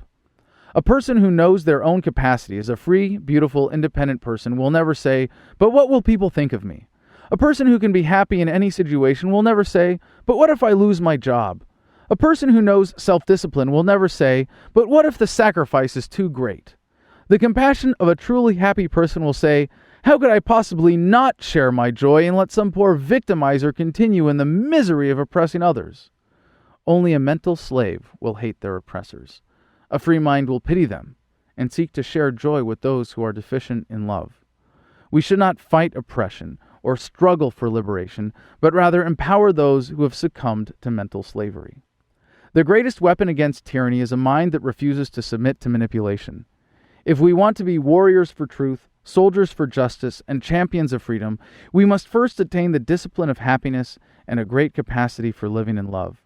Be the master of your own mind. Choose your demeanor at all times. Never meet a fellow person with force or coercion. Strive to live by reason. Smile because you're alive. Remember, happiness is the ultimate act of defiance. Chapter 10, The Future of Freedom. Section 1, The Asymptote. This is a very interesting time to be alive. We are coming to, if not already in the middle of, a crucial turning point in human history. Technology has always followed an exponential growth curve. It may have taken millions of years of gradual development to get to where we are today, but now development is rapidly accelerating. It's true that exponential curves never quite get vertical, but the curve of human progress is approaching the point at which it might as well be. That point can only be described as the asymptote of humanity, and it is nearly upon us. All aspects of our lives that can be driven by technology will be accelerating so fast that we won't be able to tell if the lines are vertical or not. The amount of change that occurred in the last several million years will soon be happening on an annual basis, and then on a daily basis, and then on an hourly basis, and then we will have hit the asymptote. Technology has already radically altered the human experience. We tend to take it for granted, but our lives today are radically different from those of just a generation ago. In another generation's time, they will be even more radically different. While there is the underlying curve of all technological development, we can now see it following the development of computing power, which follows a clear exponential curve. Overall productivity, life expectancy, transportation capabilities, and so many other crucial aspects of our lives are now driven by this curve. We will soon have computers smarter than us. Some would say we already do.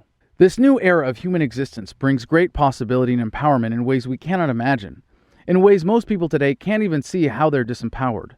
Governments depend on our acceptance of coercive systems, but technology is already empowering millions of us to form more effective voluntary associations. How will you convince someone to go to war and kill strangers that they can easily communicate with on the internet? How will you convince someone that forced welfare is necessary when the average person can support a family for life by working for just a year?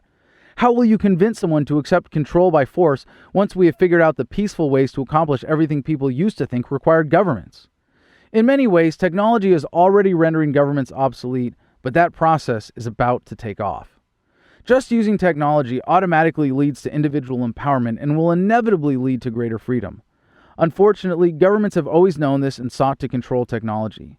They have spent obscene amounts of money to ensure their technological capabilities are always one step ahead of the rest of us. This may be futile in the long run, but only if we wield technology appropriately. If we hit the asymptote before we banish statism altogether, we run the risk of this technology being used for destructive ends. We already live under the shadow of nuclear annihilation, but even more dangerous technologies are on the horizon. All technology is fundamentally empowering. The only question is to whom and to what ends.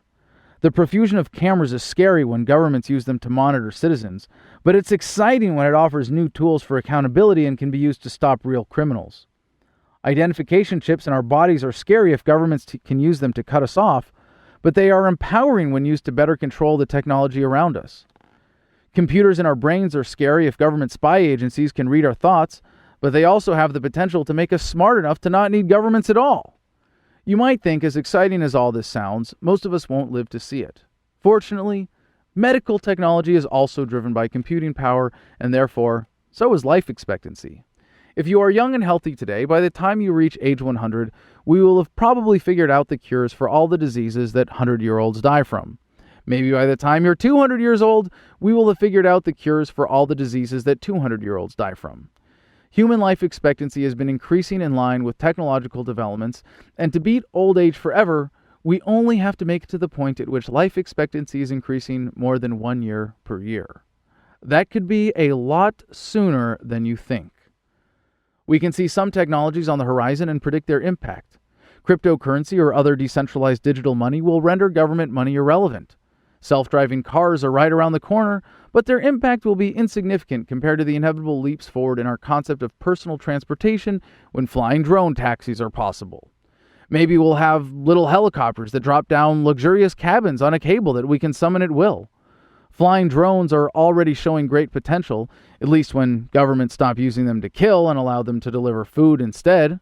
3D printing will soon allow for complex manufacturing at home, and we may soon have metal and plastic on tap the way we now enjoy water, gas, electricity, and data. Imagine what we will be capable of when molecular 3D printers are small enough to fit on our fingertips and can be controlled with the computers in our brains. It seems personal energy independence is now inevitable. What happens when we can print rocket ships in our backyards?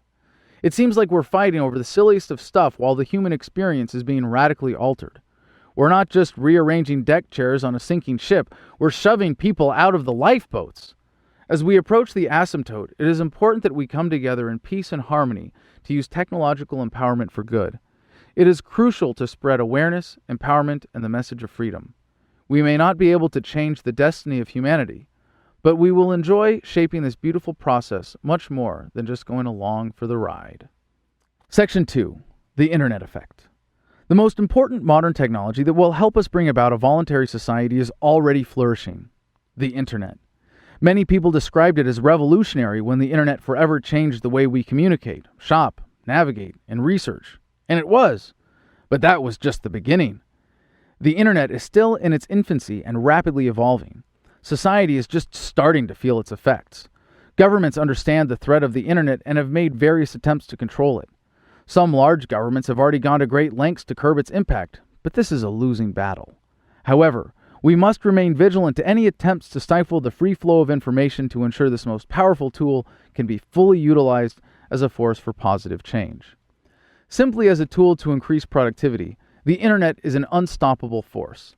Those of us with unfettered access take for granted how having such a wealth of information readily available makes life easier and more efficient in so many ways. Thanks to smartphones connected to the Internet, even our conversations have become more effective as we don't have to debate facts anymore. Comparison shopping has reduced profit margins and made the market far more competitive. When someone figures out the solution to a problem, it can be shared around the world nearly instantaneously. The global connectedness created by the Internet is already making it more difficult to exploit us. Wars are already based on lies, and while governments still can and do lie, this is much more difficult. In government indoctrination centers known as public schools, kids with smartphones can directly challenge their instructors. Most children with Internet access already know they can learn far more from turning to the Internet instead of government. The Internet is causing the collapse of nationalism. Governments took advantage of the tendency for local pride and convinced their people that their country was the best at everything, and governments were the reason. Governments never let the facts get in the way of a good story, but the Internet has a way of inserting undeniable facts into the conversation that temper national pride. The fact that everyone with a smartphone can record and fact-check the lies of politicians, then share their findings with the world, has already made governing much more difficult. It used to be very easy to lie and get away with it, but not in the age of the Internet. Governments have relied on their control of the media to control the conversation. This includes everything from keeping facts away from us to distorting irrepressible stories. In the age of the Internet, control of the conversation has been decentralized. Anyone with a story to tell or facts to share can get online and challenge the official narrative. In order to maximize the benefit of the Internet, it is important to support independent media. Centralized control of the conversation is also being rapidly eroded by the phenomenon of sharing through social networks. No longer does a central authority decide what information is important. This is not just a new sharing of values and perspectives, but a new filter for relevance. Many large governments have sought to control the Internet because they know that shutting it down entirely, now that we are aware of its benefits, is impossible. They will always exercise as much control as they can, and it is quite efficient because they can control the internet through central hubs. Soon, these types of controls will no longer work because the internet will be decentralized, but governments can poison the conversation in many other ways. One of the internet's greatest assets is its ability to capture a broad reaction in public comment sections. Governments hire people to sit behind computers all day with multiple false identities to get us to think, for example, that everyone loves something that government just did. While governments have no problem stealing the money necessary to hire armies of spammers, some have invested in sock puppet software so one person can swarm a conversation with multiple fake profiles. To use this in any capacity is a fraud, but because governments are based on the fraud that we need them in the first place, it makes perfect sense that they would have an interest in this technology. As the internet continues to evolve, the sock puppets might be filtered out, but not without a degree of vigilance from those who value the integrity of the conversation. Sometimes for worse, but overall, much more often for better, the anonymity of the internet allows us to say things we might be afraid to say in real life. The therapeutic effect of this cannot be underestimated, as millions have already benefited from support communities that were impossible before the internet. We can challenge the status quo in ways never imagined and speak out without fear of retribution. This should inspire us to be more conscious consumers of information. Governments depend on lies and deception to maintain their rackets, but now we have the truth button at our fingertips. Section 3. The Paradigm Shift. The current global paradigm of social organization is statism. Statism is based on a central authority, rule by force, and subservience to the collective or ruling class. It is coming to an end as we wake up to a new freedom paradigm based on human rights, nonviolence, and self-ownership. This transition from the paradigm of statism to the paradigm of freedom is the most important paradigm shift in human history. We are very fortunate to be living at such an exciting time. Because the statist paradigm results in violence, suffering, exploitation, and the stifling of potential, the freedom paradigm will bring prosperity, happiness, harmony, and a new phase of human existence. There have been similar fundamental turning points before. Learning how to manipulate fire changed our lives forever. The rise of complex language made society itself possible. Mastery of agriculture was a major turning point. The Industrial Revolution could be placed on this scale. Maybe the rise of computers and internet access in our daily lives was a turning point. In another 1,000 years, it might be looked back on as just another primary shift in the human experience. However, there is something fundamentally different about the paradigm shift to freedom because it lays the foundation for the realization of so much more of our untapped potential. For the paradigm shift to occur, it has to be embraced by a critical mass of people. We are rapidly approaching the tipping point at which statism will be untenable, not just because the institutions are unsustainable, but because we are rising up and demanding our rights. This is not just a process of education, but also of inspiration. Because they fear the transition, some will rationalize their slavery despite knowing that they will be better off when free. Toppling governments will not be helpful if self-government is not first embraced and demanded. The shift requires a deeper understanding of what it means to be a free, beautiful, independent person. How will this paradigm shift shape society? Should we ask for gradual abolition? Should the beneficiaries of the current system be compensated? Should we ask for some justice while tolerating some injustice? To timidly ask for a reduction of injustice is to ask for the perpetuation of injustice. Dismantling governments as peacefully as possible will take work, but we should demand no less than absolute freedom. When this paradigm shift is complete, asserting that governments are necessary will be as laughable as asserting that the flat earth is the center of the universe. All such shifts seem crazy and uncertain before they occur, but after, they are seen as inevitable. The relevant trends already indicate that creating a peaceful, voluntary world without government is our destiny. Section 4. Education, Activism, and Agorism.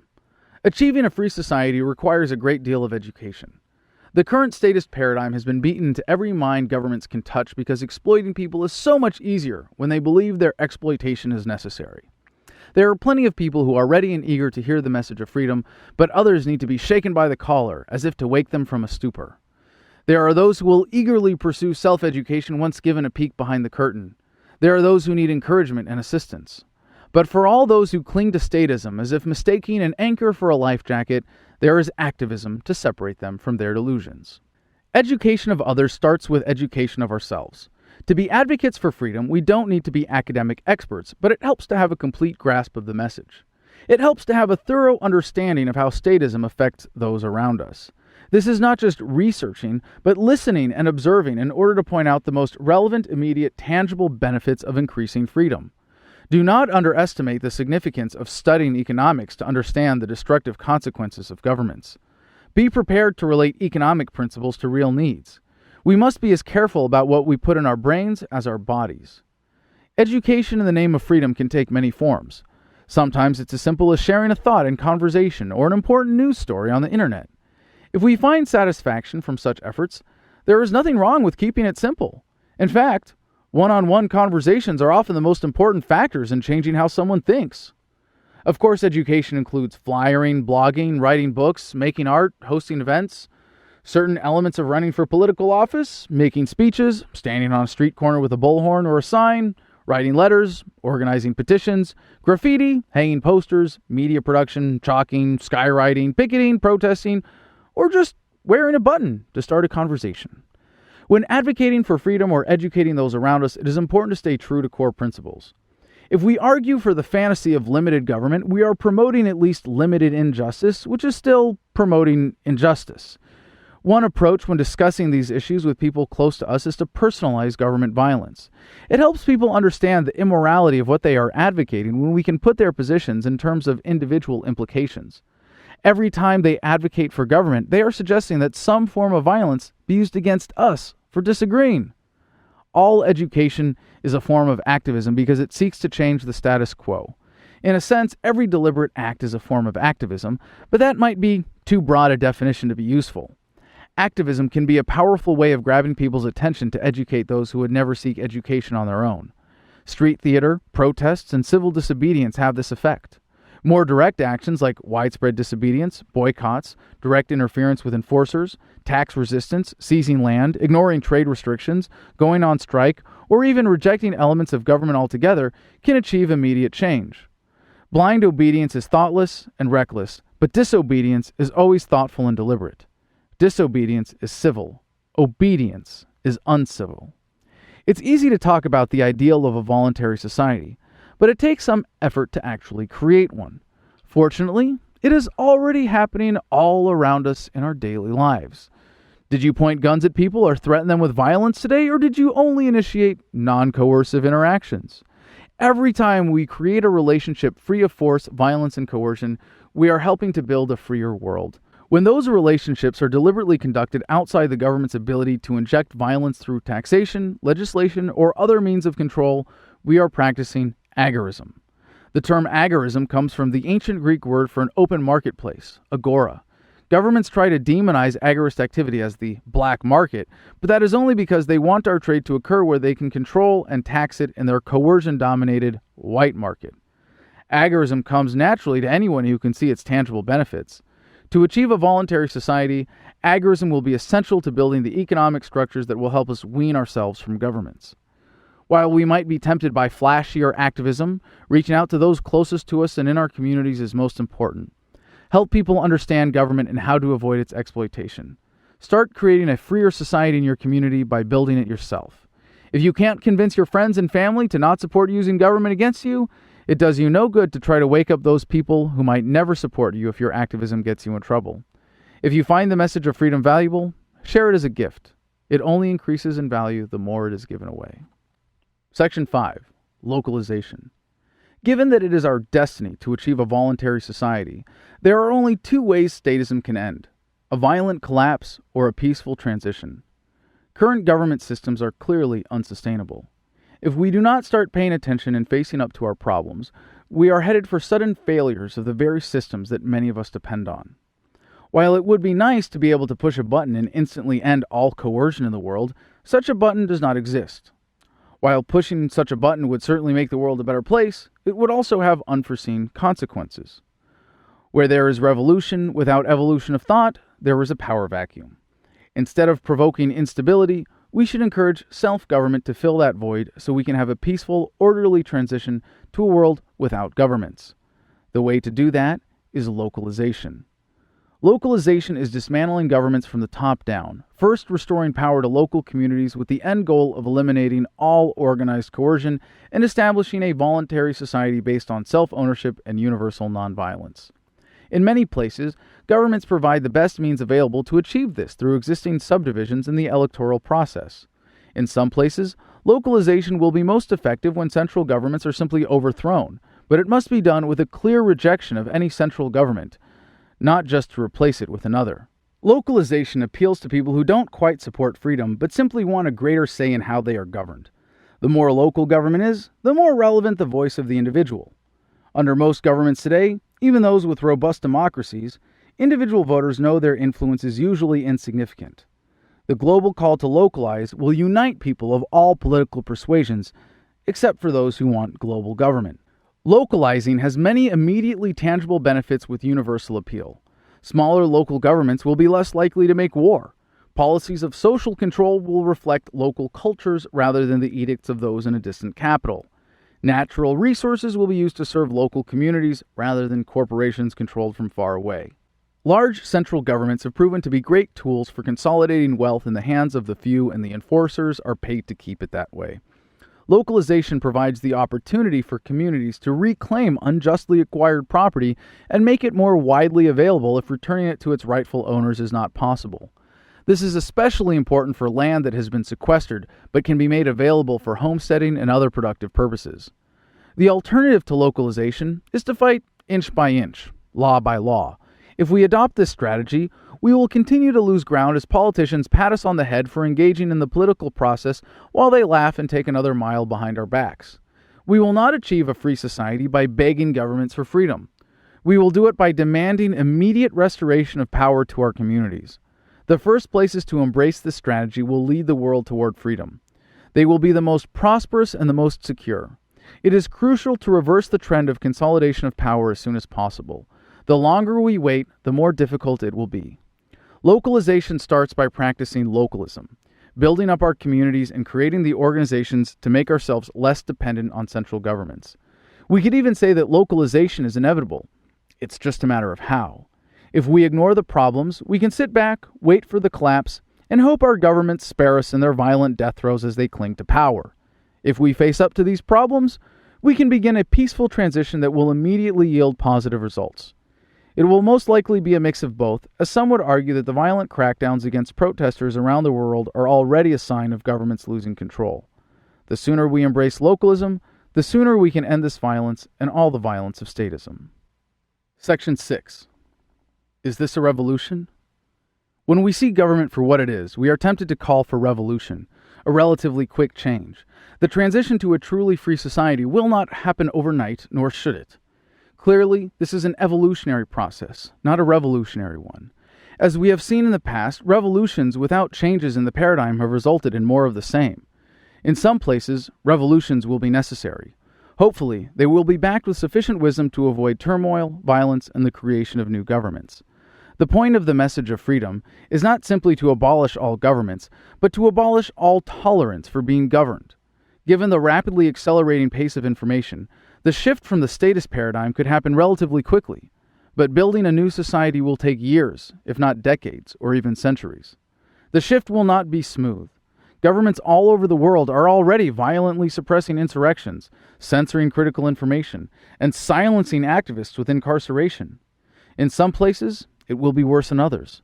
In some places, it will be quicker than others. When we see how people in other areas benefit from embracing the message of freedom, there will be a cascading effect. There may be revolutions within this global process, but this is far greater than any revolution. The transition to a free society, once begun deliberately by a critical mass of people, will be an evolutionary turning point bigger than anything that could be called a revolution. Clearly, we are already capable of far more than we are achieving as a species, but to reach our potential requires a dramatic change in thinking. The only worthwhile revolution is one with a fundamental change in the paradigm. The new paradigm will demand universal nonviolence, and thus the abolition of governments. Anything short of that will only result in a new dispute about how or against whom to use government force. Understanding freedom leads to more than a preference for a little less violence and coercion.